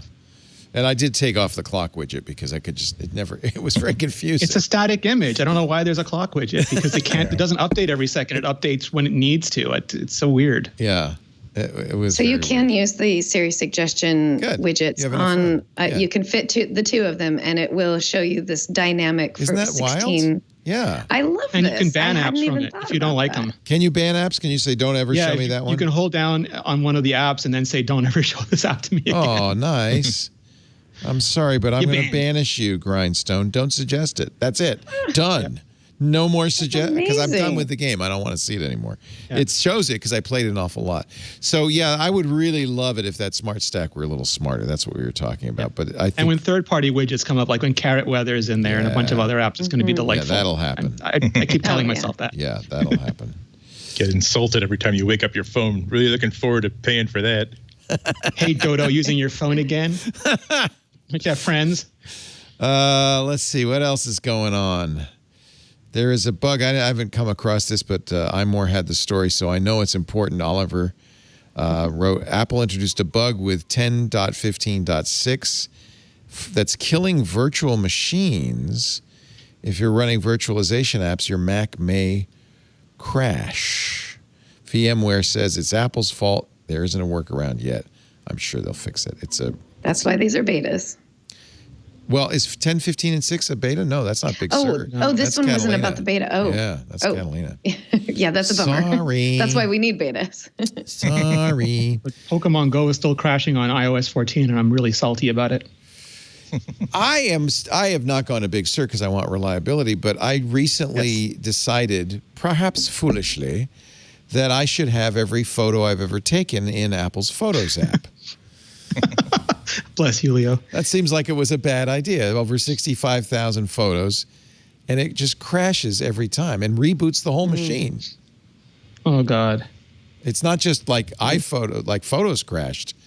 I come back, because I'm importing them, and I come back and the machine's been rebooted. It's like I didn't do that. It's probably the daemon, right? The daemon of the photo. I forget its name now, It's but photo something daemon. It's obviously got. There's too many photos. Yeah, I really wish I could get back to a level of trust with my Mac where I will let it have any access to my music or any access to my music to my photos or any other piece of media. It seems to be historically they will find a way to screw it up. What is this is a complete side note, and I know Andy, you're a serious photographer. I don't want to use Lightroom to manage my library anymore. I would love to use iPhotos. That was my thinking, but I have too many photos for iPhotos. It's not Aperture, though. It's not Aperture. Still We know not. that much. Is there a good digital asset management tool for photos on the Mac? The best one I've encountered is, oddly enough, Adobe Bridge, where it's not like Lightroom where it's trying to where it's trying. So I'm using for long-term storage, just dumping them folder by folder to my server. I keep them backed up as basically folders full of files, basically of images of 64 gig memory cards, and then I can annotate them using Adobe Bridge. Whenever I want to find the picture that I now want to process in another app, I will use Bridge as a front end to that.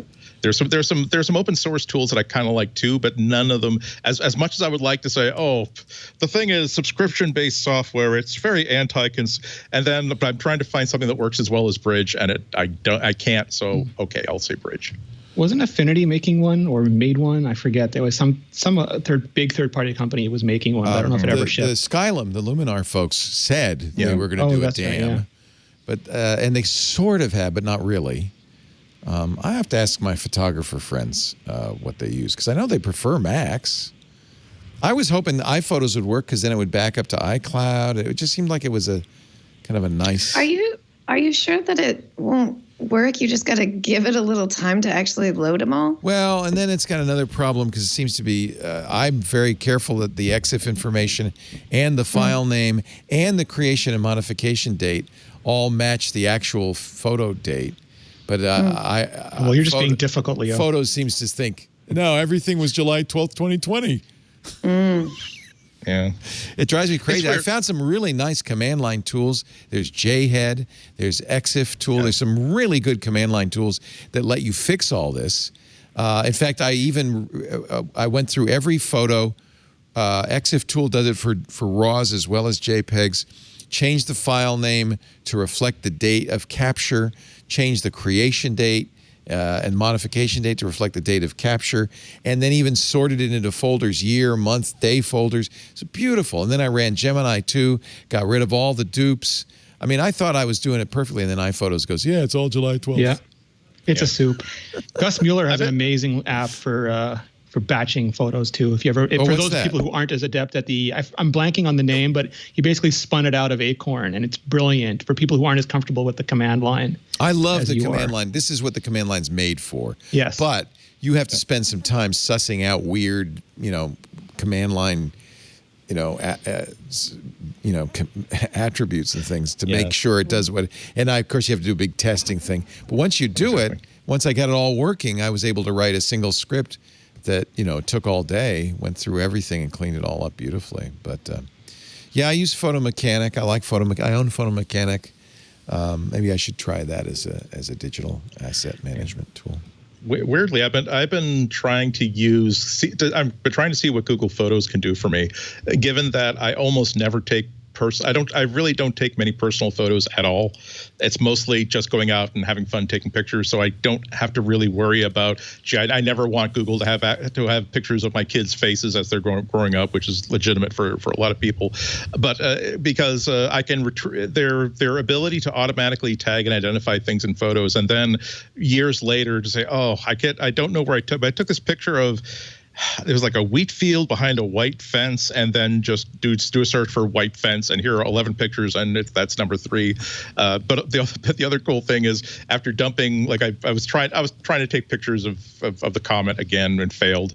But as usual, just like simply as a backup, backed up all my raw files to Google Photos, and part of the fun is opening the app a day later to see if they made anything magical out of what they found there. Say, oh look, there's a nice picture of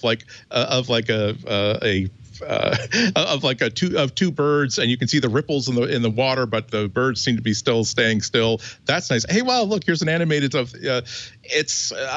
Basically, I would love to see Apple do that sort of automatic tagging, because the idea of cataloging my pictures so well that I can always get my hands on exactly what I need if I don't necessarily know what date I took the picture.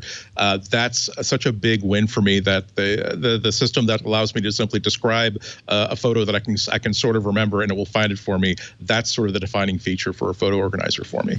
It's kind of a missed opportunity, I think, for Apple. They've got they want services. They have the ecosystem. They have iCloud. I have photos on everything. I have it on my Apple TV even. It would be so nice if it worked. Sorry, Lauren, go ahead. I was just going to speak to Andy. They do have a search feature.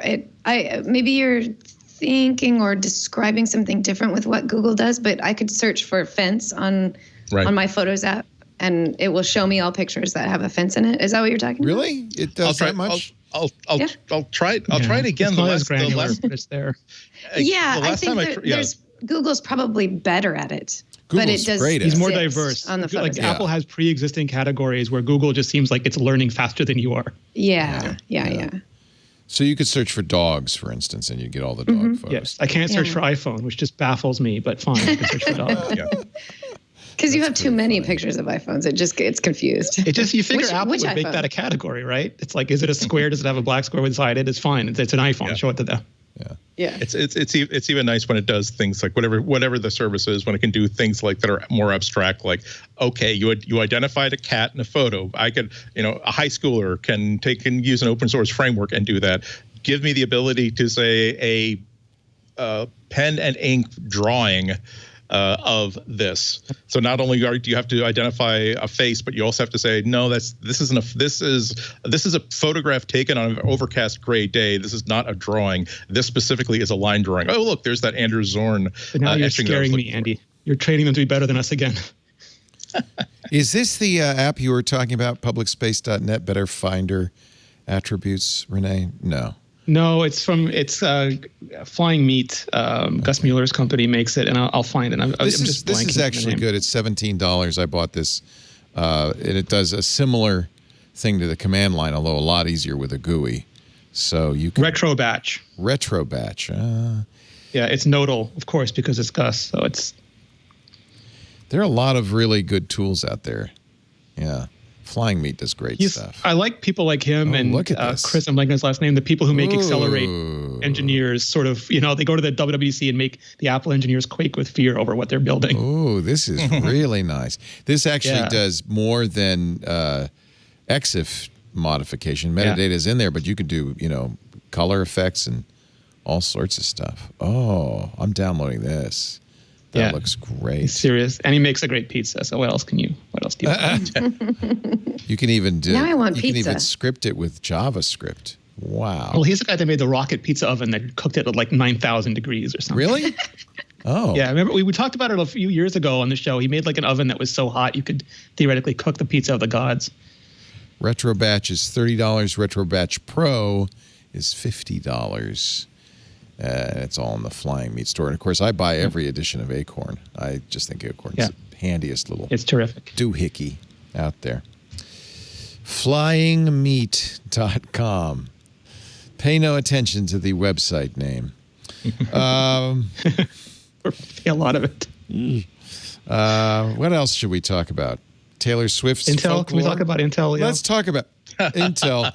So Apple's they've had it. Apple's going, wow, we dodged a bullet there. The only reason is I found out this weekend that silicon gossip is the same as like beauty YouTube gossip. It's like as soon as the results came in, there was like 800 videos blaming all these different people for what was happening. And this was a power struggle and that person was being forced out. And I never knew this kind of silicon drama existed. Well, it's big drama because Intel has decided to put off its 7 nanometer process another, maybe 2 years. It's a year behind. Might be as long as 2 years. As a result, they have now fired their head of engineering.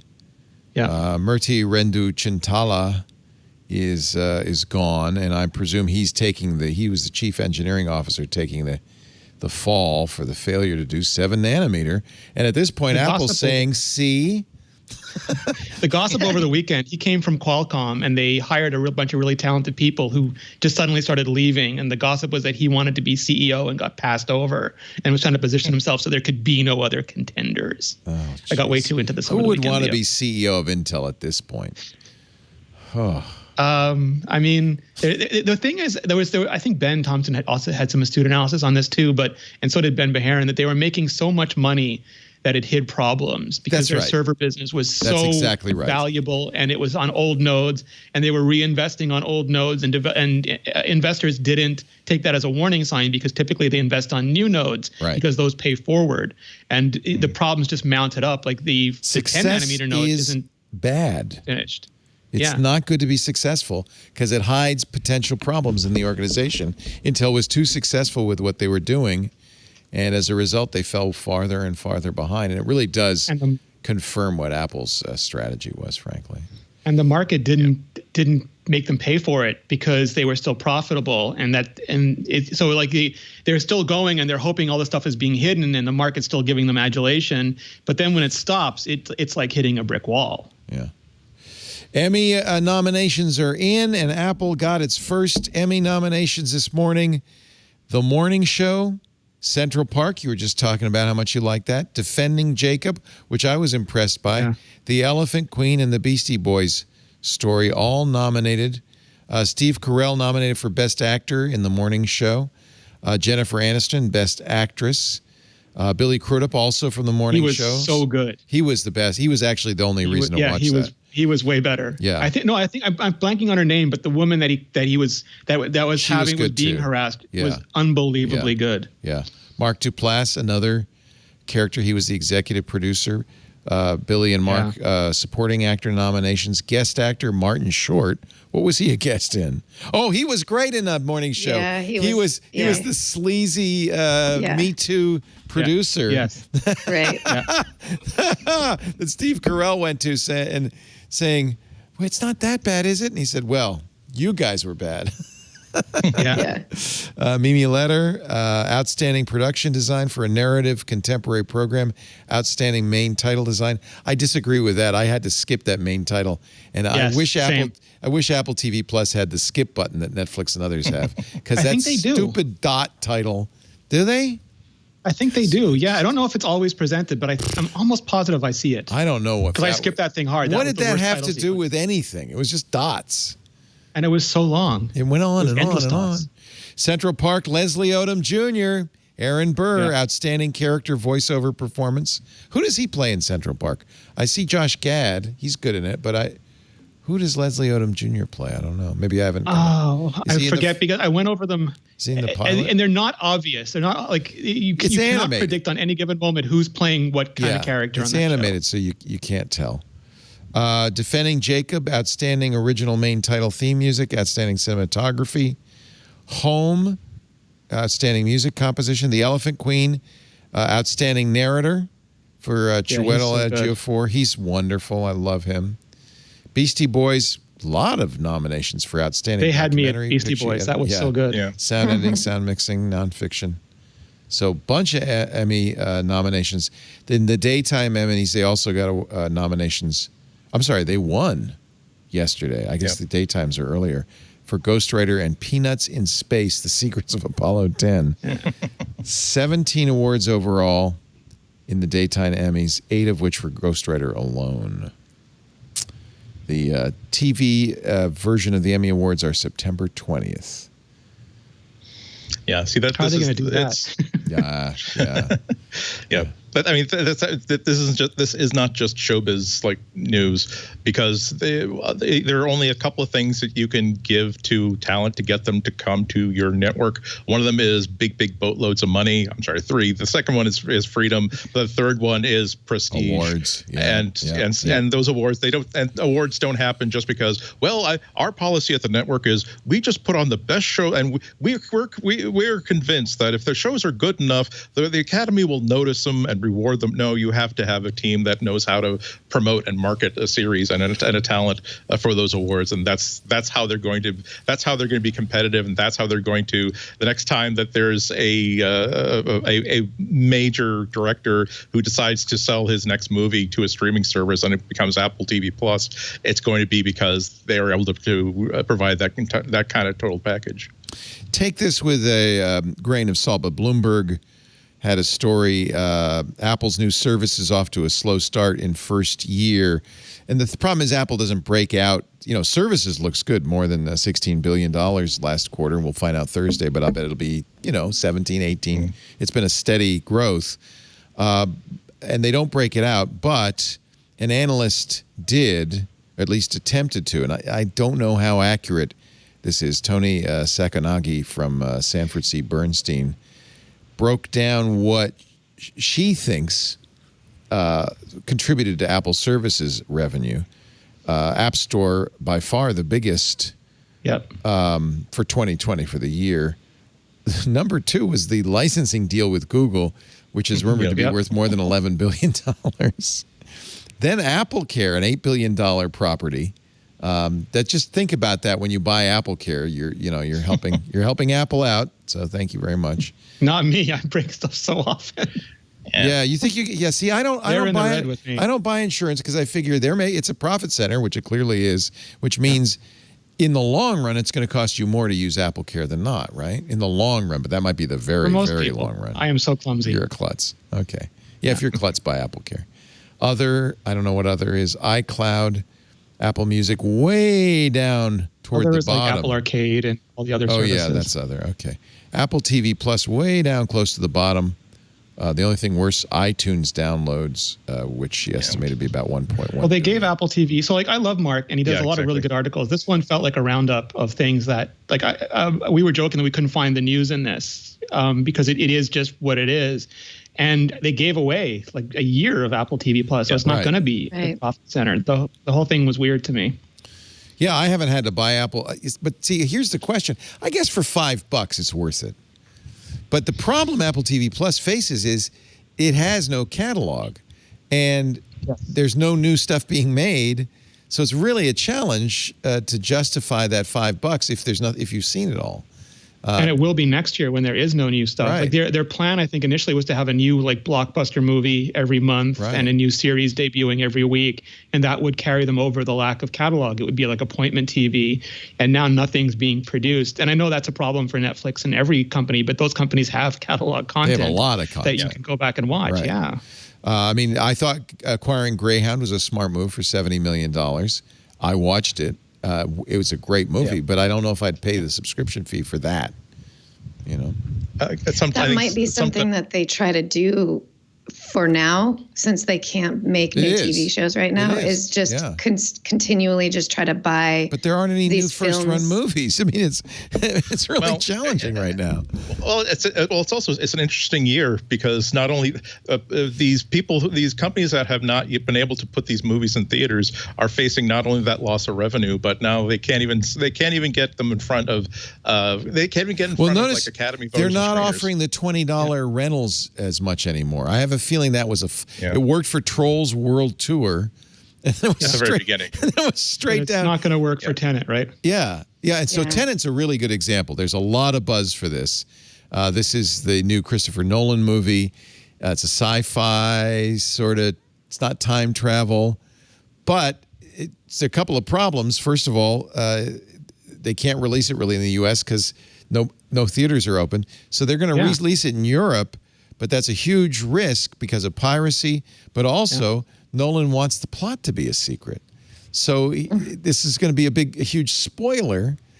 And then if he releases it, when would he release it in the U.S.? I don't know, when the movie theaters reopen. And same with like Black Widow, and like they're juggling dates all Wonder over Woman. the place right it's now. A real and challenge. I was listening to John August's podcast this morning, and him and Craig Mazin were thinking there won't be any big scale movie releases until December of next year, which is huge gap. So it just is my impression that Hollywood decided the $20 rental didn't make sense. Is that confirmed? I mean, I don't see any new ones. I don't think so. I think it's basically that they realize that they're not going to make their money back on Wonder Woman 84. They're not going to make their money back on Black Widow. And as for the Tom Hanks movie, that is at least the sort of movie where people who are going to be sitting at home, nestling around the glowing light of the television set. That would be attractive to them. And even there, it wasn't a $20 pay-per-view. It was Apple having their checkbook open and wanting a prestige. The movie was done. They basically bought it to show. But when they bought the Will Smith movie for even more money, that isn't even made. That movie won't be out till 2021 at the very earliest.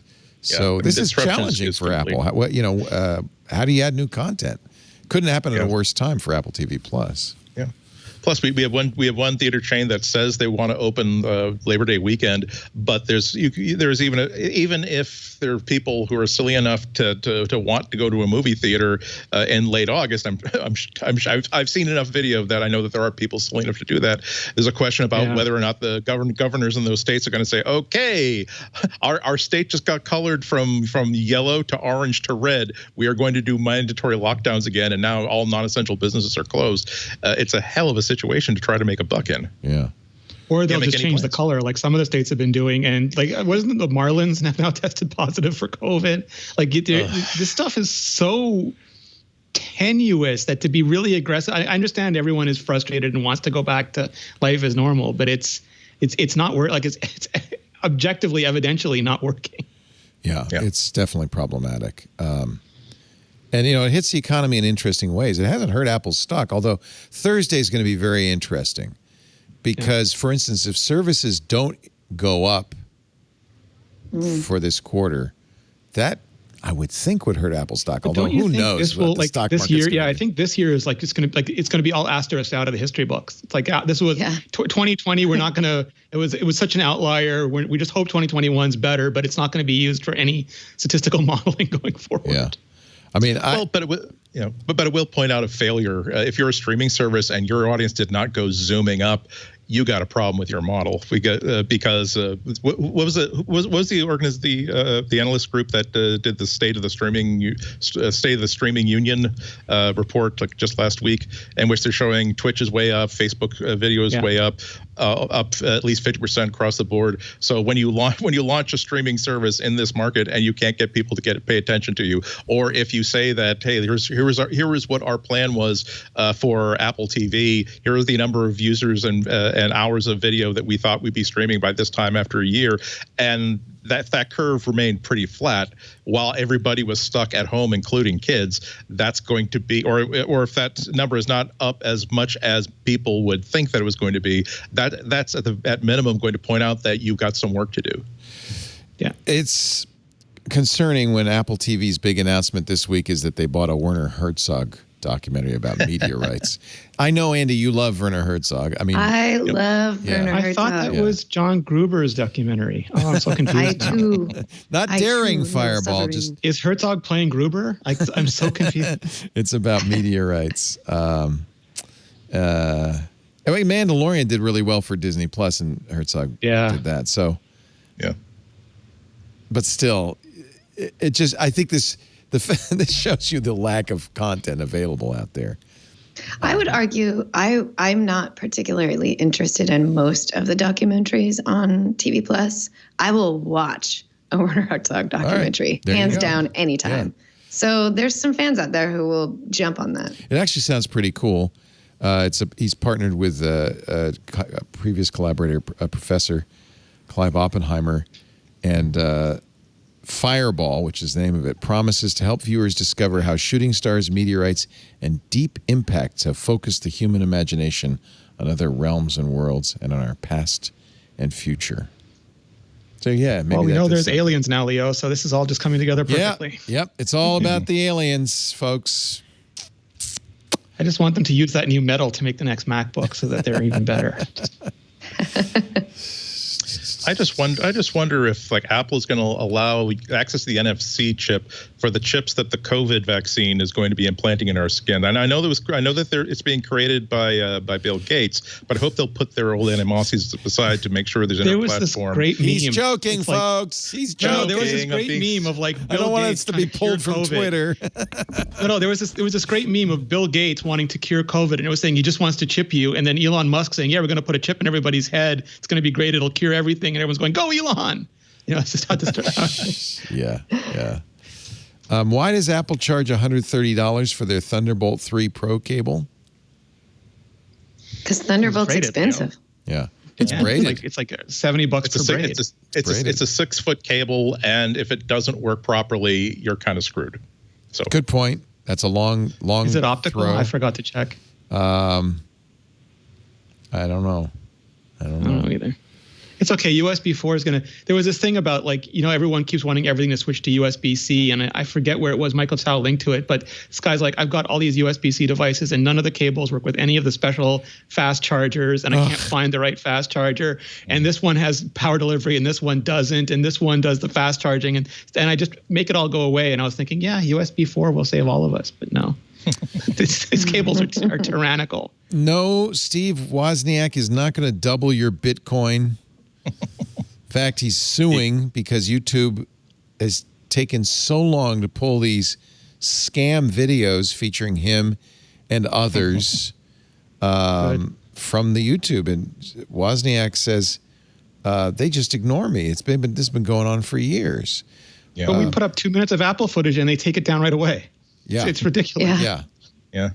And the complaint also points out that, look, Twitter had a problem and they were right on it. Of course, it helped that it actually almost took down Twitter, but still, as soon as I saw a Bitcoin scam going on, the fact that they were able to lock it down completely. Yes, it wasn't just simply people posting a tweet pretending to be somebody else. It was actually hijacking the accounts. But yeah, if someone like Steve Wozniak can't get the attention of the person to say that, hi, someone is saying that I'm giving away free money and it really is harshing my mellow.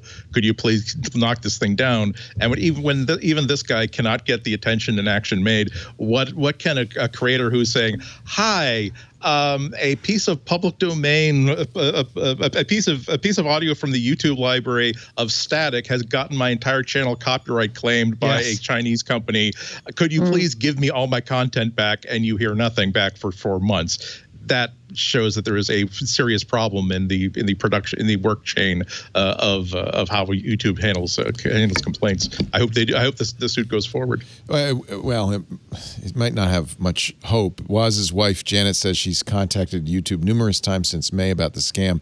Problem is, YouTube is protected by Section 230.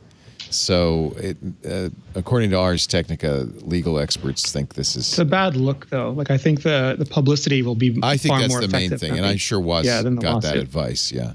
Yeah. Because it's true, it wasn't a headline until this happened, so good on Woz. They'll win in the court of public opinion, if not in the actual courts. And if nothing else, at least he's pointed out that that's a scam. That's not me. I didn't say that. Yeah. Did you know, according to iMore, there's an entire subreddit where people share photos of their Apple boxes. Reddit, is there anything it can't do? I know. I have, in my closet, I probably have at least 10 Apple boxes. So it seems I get a shame to throw them away. It really does. Georgia took mine and uses them to organize drawers. Oh, Georgia does amazing things with Apple boxes. What a great idea. She uses them as little organizers. It's brilliant. Yeah. She's so smart. Does she cover them with contact paper to make them look pretty? They I look think they're pretty just in without the drawers it. as sturdy dividers, yeah. And They then are she has pretty different sturdy. things in them. You know, actually, I've bought those dividers. Now I mean, thrown away my Apple boxes. I should really keep them. Can I make one suggestion though? I think that they're beautiful boxes, and you keep them, and maybe you cover them with paper so they don't look quite so reused. But because they're two good boxes not to hold on to. But how many times has each of us witnessed somebody who's just bought their I just bought my new $1,000 iPhone, and then they take off the shrink wrap and they expect a loose fitting box like anything else, and when the top doesn't come off at the minute, they start shaking it, and then suddenly everything goes flying, including their $1,000 phone. Yeah. They need to have just a little bit of a hole, like airflow, so that it will break that suction seal, because the fit is so tight and so beautiful. Because the last time I saw that happen was actually like a month before lockdown. It was that someone must have bought a new iPhone at the Apple store that was near the train station and couldn't wait to set it up, and so all waiting for the train, and it just went ka-plunk, and just it was that like frozen in space, saying, I didn't just do what I think I just did, but the longer I delay before picking this up off the floor, the longer I delay finding out the screen is broken before I even got to turn it off. So depressing. Yeah. It should be like, do you know the end result of that, whether or not the screen broke? I feel like we need resolve. I think it was okay, but the thing is, it was a hard floor, so now you got to think that scratches, like the first well, not just that, but like the first time he says, and this is waterproof to 3 feet, and it was water resistant, and that was also reliant on not on like screws and gaskets, but on adhesives and seals that kind of might have sheared a little bit when every time you drop a phone and you think it was okay, chances are it just did just a little bit of damage, so that you're now the countdown is you got 2 more drops before something cracks, because you started like this tiny little stress fracture that you can't see. So, but that's just the look on everybody's face because it's such a natural thing to happen. Or put that, or if you want to make it even classier, put that like red ribbon that you sometimes see where if you lift up the ribbon, it will actually separate the bottom from the top. Oh yeah. They now have people having a subreddit about saving their ribbons. I always feel guilty when I'm breaking down those boxes for the recycler. They're just /r/Inato. Let's do it. So depressing. So I thought this was a little odd. I think a lot of things are odd. I think it's odd that Major League Baseball is attempting a season. I thought it was really weird when CES said, we're going to have CES in January. Yeah. Never mind.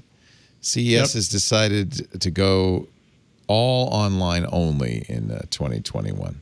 That's the harsh sound of reality falling on them that you hear, Leo. They had all sorts of plans for protecting attendees, and they're going to have limited attendance and all sorts of things.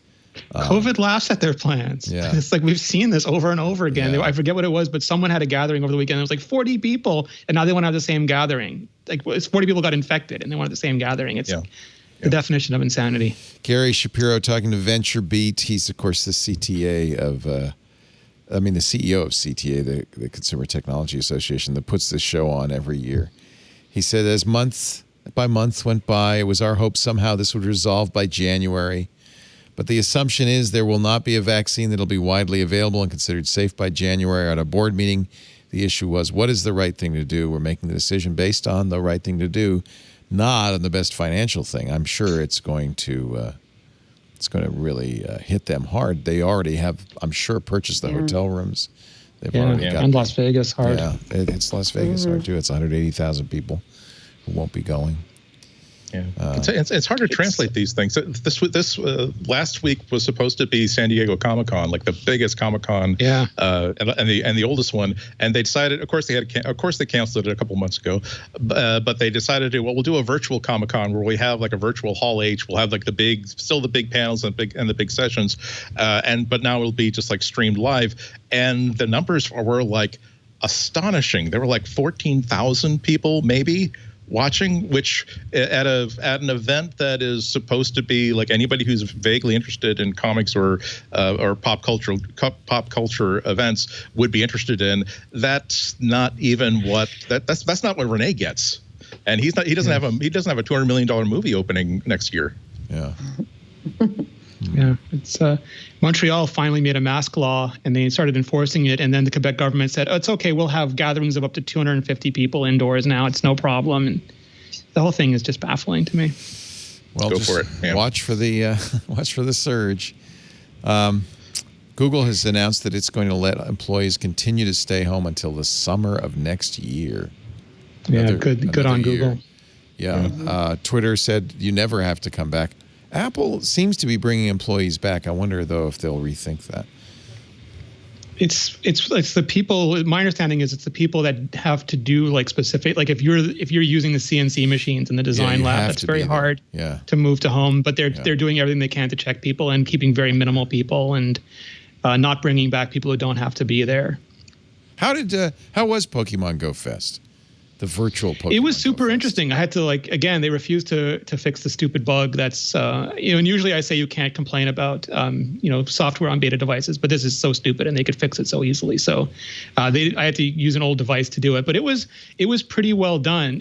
Basically, there was just a ton of stuff and there were tasks that you could do along the way. And I played with my godkids for a few hours on Saturday, and we all had a lot of fun. I honestly think that they should have done this ages ago. It's kind of cool to be able to play with people. I'd like to play with you, Rene, but I'm not going to be in Montreal. Well, we can do remote raids now. So, if you're at a raid, you can invite me, and I can jump on with you. It's so much better than what they were doing before. Yeah, this is a change they should make.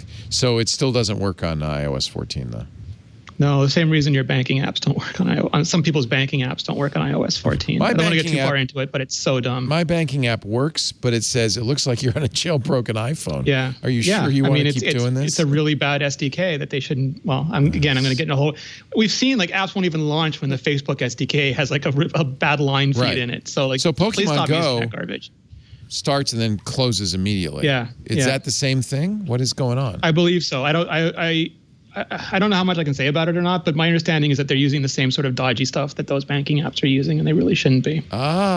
So by using deprecated or unofficial SDKs or APIs, well, that's always a dumb idea. Yes. And they could literally fix it. So, all those banking apps could fix it. So it makes me salty. Yeah, it makes me salty too. Hey, we're going to take a break. When we come back, your picks of the week. Prepare them, if you will. As you know, our show is brought to you, it always has been, by CacheFly. That's our content delivery network that's been innovating content delivery since 1999. I just got an email this week. I get one pretty regularly from other CDNs saying, hey, you ever have trouble? We could help you. And all I can say is, you know what? CacheFly has been 100% perfect for 10 years. I'm not going anywhere, buddy. CacheFly is the fastest global throughput CDN. A lot faster than any other way of delivering because it's a CDN, but it's faster even than their competition. And now it's more affordable. One of the things I've always liked about CacheFly is it saves us from having to worry about spikes. Our downloads of the podcast are very spiky. We'll get a lot of hits tonight for MacBreak Weekly, and then it'll slowly trail off. It's very spiky, and the next Tuesday, up it again. And the last thing I'd want to do with a CDN is be constantly checking to make sure I didn't go over the cap or whatever. CacheFly spreads your usage out over a year. So, and they bill you monthly, the same thing every month. So you know exactly what you're going to pay. You don't have to worry about going through some arbitrary limit. I just love that. And now they're even saving me money on transfer from my origins to the content delivery network. They call it 100% Cache Shield. It's a new feature that's going to save you drastic reduction in data transfer fees from places like AWS's S3, which is where we store our stuff, other cloud storage origins, by increasing your cache hit ratio to 100%. To understand why this works, you need to understand how a CDN works. You know, they're caching my podcasts or your apps or your stream or whatever at the endpoint near your customers because they have servers all over the world. But if you get a cache miss, if somebody goes to a site and it doesn't have that data, it will have to go to your origin and download it. And if your cached items are being evicted for large one-off requests, it can cost you a fortune in data transfer out fees. I love 100% Cache Shield because it is dedicated storage on CacheFly just for you, keeps your data and content closer to customers. You don't have to worry about traffic over other companies' networks. You could purchase as much space as you want. Your data will be fetched from 100% Cache Shield rather than your origin. So shielding reduces origin spend, in many cases by thousands a month, but it also guarantees no cache misses. And a cache miss means buffering or a pause or a halt.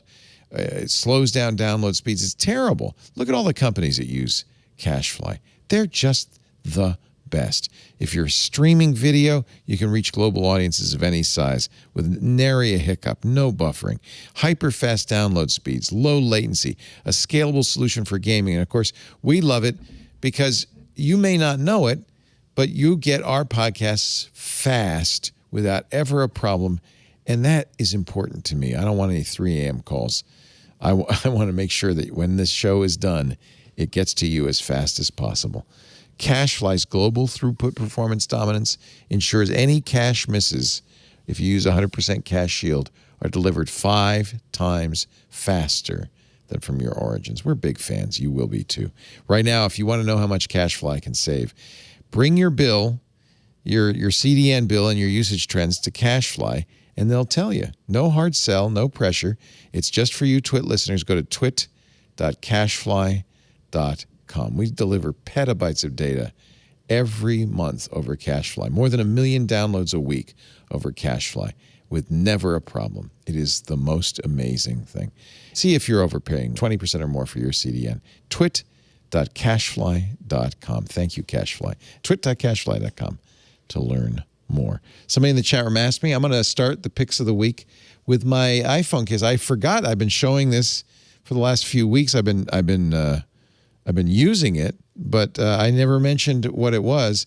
It is a bello fino leather iPhone case, a wallet from Pad and Quill. They make beautiful leather stuff. This is I like keeping my driver's license and my cash and my 1 or 2 credit cards with my phone so that I don't have to carry a wallet when I'm out and about. I just carry my phone with me, and I'm going to have it here. Comes in a variety of colors. I got the brown with kind of a dark green on the inside. But the other thing I really like about this is they offer for a small additional fee straps, colorful straps. So I'm using the orange right now, but I can also do baby blue, yellow, and black. I bought the straps to go with it. I think it was an extra $10. They're very easy to change, and it's kind of like your watch band, Rene. It gives you a little change of pace anytime you want. This is a really nice iPhone case. The case that the phone is in detaches, so you can, if you want it for wireless charging or just want to carry your phone without your wallet. I never detach it. It's got, in fact, I'm not going to do it now. It's got a 3M kind of sticky thing on the back. That is the only knock on this. If you don't detach the case, you can't wirelessly charge. But I think the convenience for me of having a wallet, I like wallet cases. And this is, the leather is so nice and wears so well. A little pricey. It's about $90. But that's my pick of the week. The Pad and Quill Bella Fino leather iPhone case. Rene Ritchie, your pick of the week. Oh, you're muted. Inner Alex Lindsay here. Start over. Sorry. I'm channeling my inner Alex Lindsay here. I'm I was wondering. for him. Oh, I almost picked this. You're crazy, man. It has been an absolutely, like, as terrible as 2020 has been. It is my least favorite DC Universe movie by far. As terrible as the summer has been amazing for cameras. We saw the R5 and R6 from Canon. We saw a 12K camera from Blackmagic, which is just ludicrous. And now we have Sony's new entry, I'm going to get this wrong, A7S3. That's right. Their naming conventions aren't easy. But yeah, A7S3. And it is a lot of things that people like the Canon cameras were great, but they had overheating and hard stop issues when you're doing 8K, 4K 120, even 4K 60, 4K 30. This so far, nobody's found those hard limits. I think if you start doing a lot of 4K 120 in EVC, it'll tap out after an hour. But it's got everything every Sony camera enthusiast has been asking for: a properly articulated flip sideways screen like nature and humans prefer. It's got good codecs. You can do 10-bit, you can do RAW. It is capped at 4K, and some people are complaining there's no 6K downsampled or 8K, but really, so what? And it's 12 megapixels, which some people are also complaining about, but the results, like, it's never pixel quantity, it's pixel quality. Yeah, this is not for a still shooter. This is for somebody who wants to do video in low light. I'm an A7 user. Yes. If you want megapixels, you go with the A7R. But if you want great video, and by the way, this shoots Apple ProRes. Yes, and even the 12 megapixels are really good. I saw a lot of side by sides with 48 megapixel sensors, and this looked better in some of those circumstances because the quality of those pixels are so good. They're 4 times bigger than the megapixels in a higher, the high res full frame sensor. 12 megapixels. That means big pixels. Yeah, and it just checks all the boxes. I saw some of the early videos go up. Gerald Undone, which is a really good YouTube channel, gives it like an incredibly in-depth, nerdy, geeky review. Even brings out the dynamic range machines to measure how many stop. And there's a ludicrous amount of dynamic range. And he figured out it's got dual ISO, so it's like it's really good. I think it's like 670. Then it gets noisy until you hit 1600. Then it's clean again, and it goes up and it's just It looks like an astounding camera. It's not a Cine camera, but it's only like $5,000 if you get like a bunch of the accoutrements. Like they have an XLR mount and a bunch of other things. And if you don't need the very quirky specific things about a Cine camera, this is like as high-end prosumer. You could probably launch a documentary series off the back of this camera, and well. I have to say it's an interesting, if you want 8K, you're going to get the R5, the Canon. Yeah. If you want more megapixels, you're going to get the Canon. You have to have more megapixels for 8K. But low light is pretty important. And the A7S has always been in a low light market. And sustained shooting. Like if you are shooting long form things, like you're doing a documentary, you're doing something where you can't guarantee you'll be under 20 minutes, Yeah, they have special cooling, so they don't have the same problem the R5 had. And all our nerd friends were ordering like 2 or 3 of them immediately this morning because that's what they do.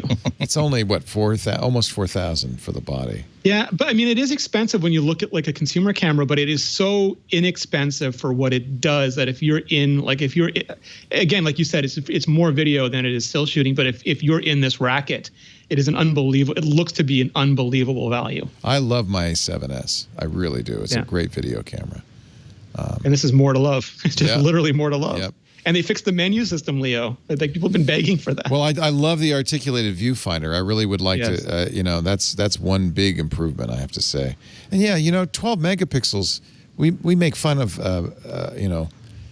this megapixel race, but 12 megapixels is still pretty darn good. It's 4K and 10-bit. It does 18-bit RAW out through the HD. It's got a full-size HDMI, 18-bit RAW out. It does get down to 12-bit when you record it. Like you need to record on an external like a Ninja or something, but that's still phenomenal. And it's got S-Log, I think S-Log 3 and S-Log 2.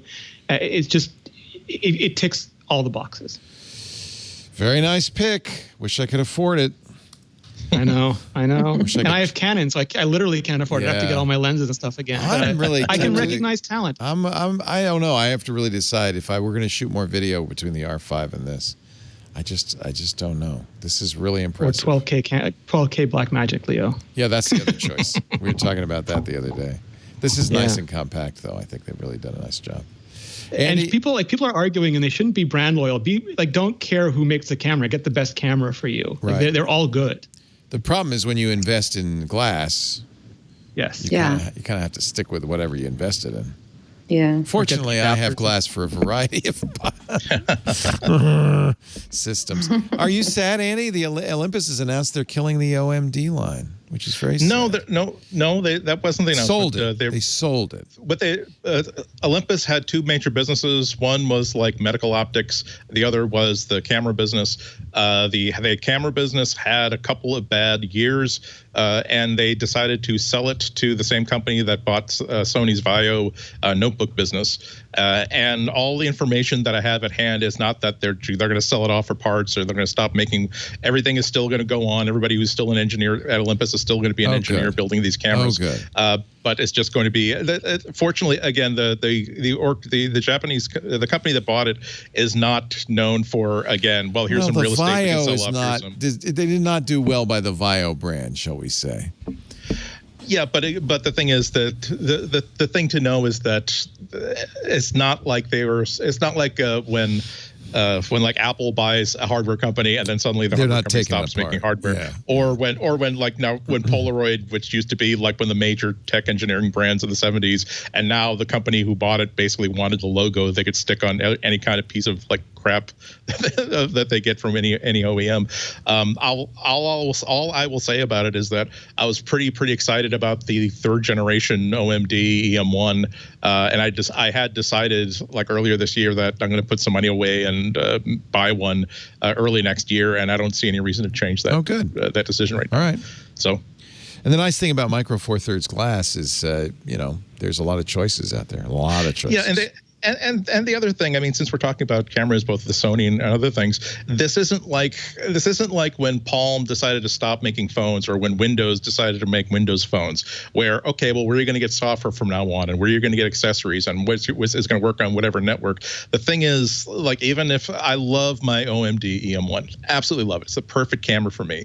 So much so that even though this will be like a $1,600 expense that I could be putting into like buying a full frame camera, I don't want a full frame camera. So the thing is, if I buy this model, this third generation hardware, and it lasts me 5, 6, 7 years, I'm perfectly happy. And the body that I bought 5 years ago, and I've beaten the hell out of it. It's like a beloved science fiction book where you know how much someone loves it by the fact that the spine is all broken and there's those coffee stains everywhere. You can see all the places where like it's been bumping against my hip. Yeah, exactly. I've used it in the rain. I've dropped on the sidewalk a couple times, and it works perfectly fine still. So that's just to underscore what Rene said. Like you can drive yourself nuts looking at, we took like 18 different spectrograms based on the surface of it's like, okay, the fact of the matter is, put this thing in your hand, which one feels like an extension of your creativity and which one is just a barrier, a piece of gadgetry that you have to figure out. And for me, the OMD EM1 is just it's no obstacle whatsoever. What's your pick of the week, Andy?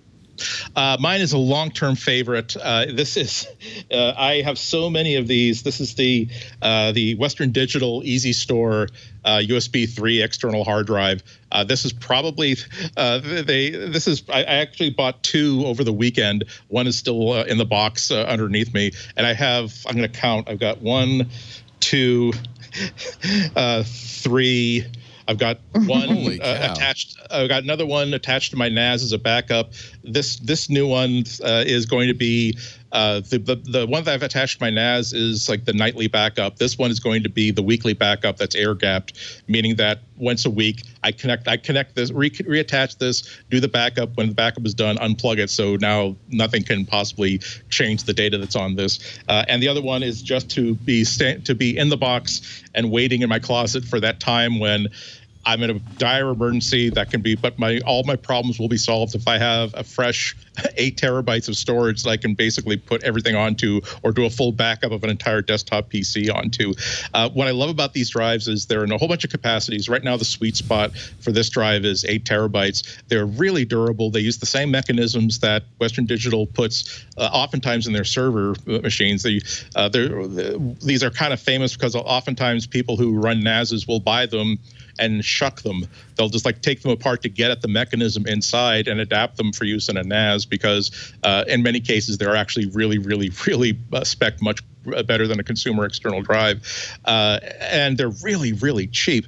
One of the reasons why I wind up buying so many of them is that you can easily buy them for about $150. They often go on sale for $130, and sometimes, particularly on Black Friday sort of deals, they go for even cheaper than that. I subscribe to the subreddit called Build a PC Sales. Like, there are a whole bunch of subreddits that are for like looking for tech bargains.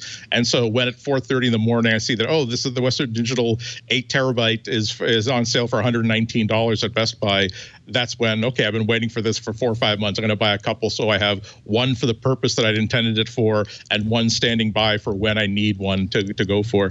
I can't complain about them. They're exactly what I want for a desktop drive. Again, durable, very convenient. Again, on my main desk by there, I've got a bunch of these, just like books on a shelf. And the fact that I just keep buying more and more of them just shows you how much faith I have in them. So just hold on and wait for them to go on sale, because they do go on sale rather regularly. Awesome. Ms. Lori Gill, you're going to wrap it up with your pick of the week. Get out your wallet. Oh, boy. I always buy everything you recommend. What is that? It's a magic RR mug. It's a Rene Ritchie mug, and it's really nice. Mug-wise, it's just a mug, but the colors and the design. The Rene-ness of it. It's the Rene-ness. It's gorgeous. I love this. I love the design. As soon as Rene got this design, I fell in love with it. The logo is fantastic. It is a great logo, yeah. But the coloring too, it's like this dark blue, almost black, but not quite, on top of this sort of orange and white. It's so gorgeous. So even if you don't even watch Rene's videos, it's a good-looking mug. People are going to ask you about it. At a mere $15, buy 5. Why not? Yeah. Available at standard.tv/collections/Rene-Ritchie. Very nice. Yeah. Who did that RR again? That's a really good logo. Simon Buckmaster at Forgotten Towel on really nice. On Twitter. He does all the Standard and Nebula stuff. He's done a lot of the Relay stuff too. I think he's just beyond fantastic. Really nice. Very well done. Thank you, everybody. We have concluded this gripping edition of MacBreak Weekly. Rene Ritchie is at youtube.com/Rene Ritchie. Should I be plugging Nebula, or what do you, I mean, it's entirely up to you. We're still it just hit 100,000 subscribers this weekend. So we're super happy about it. Bootstrap, no funding, no VC, no marketing, just a bunch of creators trying to have a silly dream of making content without the tyranny of the algorithm. Very nice. To be afraid of. Wonderful. I also want to apologize, Leo, if I was choppy today, but the Skype helper is using 250% of my CPU right now. Geez. And I have no idea how to stop it. What is the Skype helper? Why do you need I have no that? idea. I've never seen It's it not before. helping. Now it's in my activity monitor spiking to 250% of CPU usage. Skype helper renderer. I have tasked our engineering staff to find a replacement for Skype. This is an exercise in futility we go through every few years. We've yet to find something better, but it's getting worse and worse and worse. I just don't know. Oh my goodness. I've got it too. So Rene and Andy, both of you, I noticed that all three of us were lagging. We were having lag today. Yeah. And they must have updated or something, and all three of us are experiencing the same issue. I just checked activity monitor. I'm having the same thing. It was using more than Final Cut, so I quit everything else on my system, and it's still lagging. 167% of CPU now, 87 threads. Yeah. 2.3% of GPU. Yeah, that's pretty insane. Yeah, there you go. 276% of CPU on me. There is an article. The chat room Google Chrome 2.9%. It's saying, see, it's not always it's my worse fault. than Chrome. It's other processes. There is an article on Medium that Chatham sent me from last year, Undercover Chris, Skype helper high CPU usage, and there's a fix. I don't know if anybody's tried it. So it's complicated. I won't go through it, but but at least we now understand like where it's coming from. Yeah. Yeah, it's not new either. Anyway, I apologize on behalf of Skype. I'm still going to use this as an excuse to upgrade my hardware, though.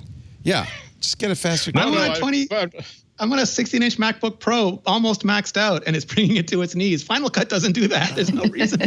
Don't ruin this for me. I definitely need to buy all new Mac hardware and a new screen. You do, and a hat. Apple Silicon Mac hardware. That's Andy Anaka. When are you going to be on WGBH next? As usual, Friday at 1 p.m. Tune in live or later at either WGBHnews.org or 89.7 on your FM dial. Lovely. IHNATKO.com. Also Anako on the Twitter. Lori Gill is managing editor at imore.com. Appaholic. She's doing the finger stretching exercises, getting ready for Thursday. The Apple results. We will have those for you next Tuesday. Anything you want to plug, Lori? What are you doing these days? Anything you smoked recently? Yeah, we've been smoking lots. Every single weekend we smoke something. I love my Traeger. I thank you for it every week. I love it too. It opened up a whole new world for me for real. Smoked meats. Smoking those meats. Oh, jealous. Yep. So hungry. We can make some biltong for you anytime. You just ask. Yes. I mean, thank you, the big Sid guy. We do MacBreak Weekly. Let's see, Tuesdays around 11 a.m. Pacific. That's 2 p.m. Eastern Time, 1800 UTC. If you want to stop by and watch as we do the show, you can. There's live stream audio and video available at twit.tv/live. Chat room is chatting along with us at irc.twit.tv. You're always welcome there, 24/7. On-demand versions of the show available at the website, twit.tv/mbw. They're also on YouTube.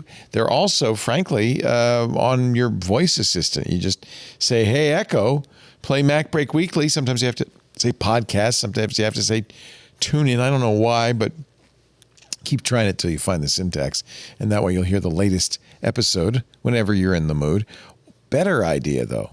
Get a podcast application. Pocket Casts, we like that a lot. Overcast, we like that a lot. Google has one. Apple has one. Stitcher, Slacker, Spotify, and subscribe. That way, you'll get the show the minute it's available automatically. You don't even have to think about it.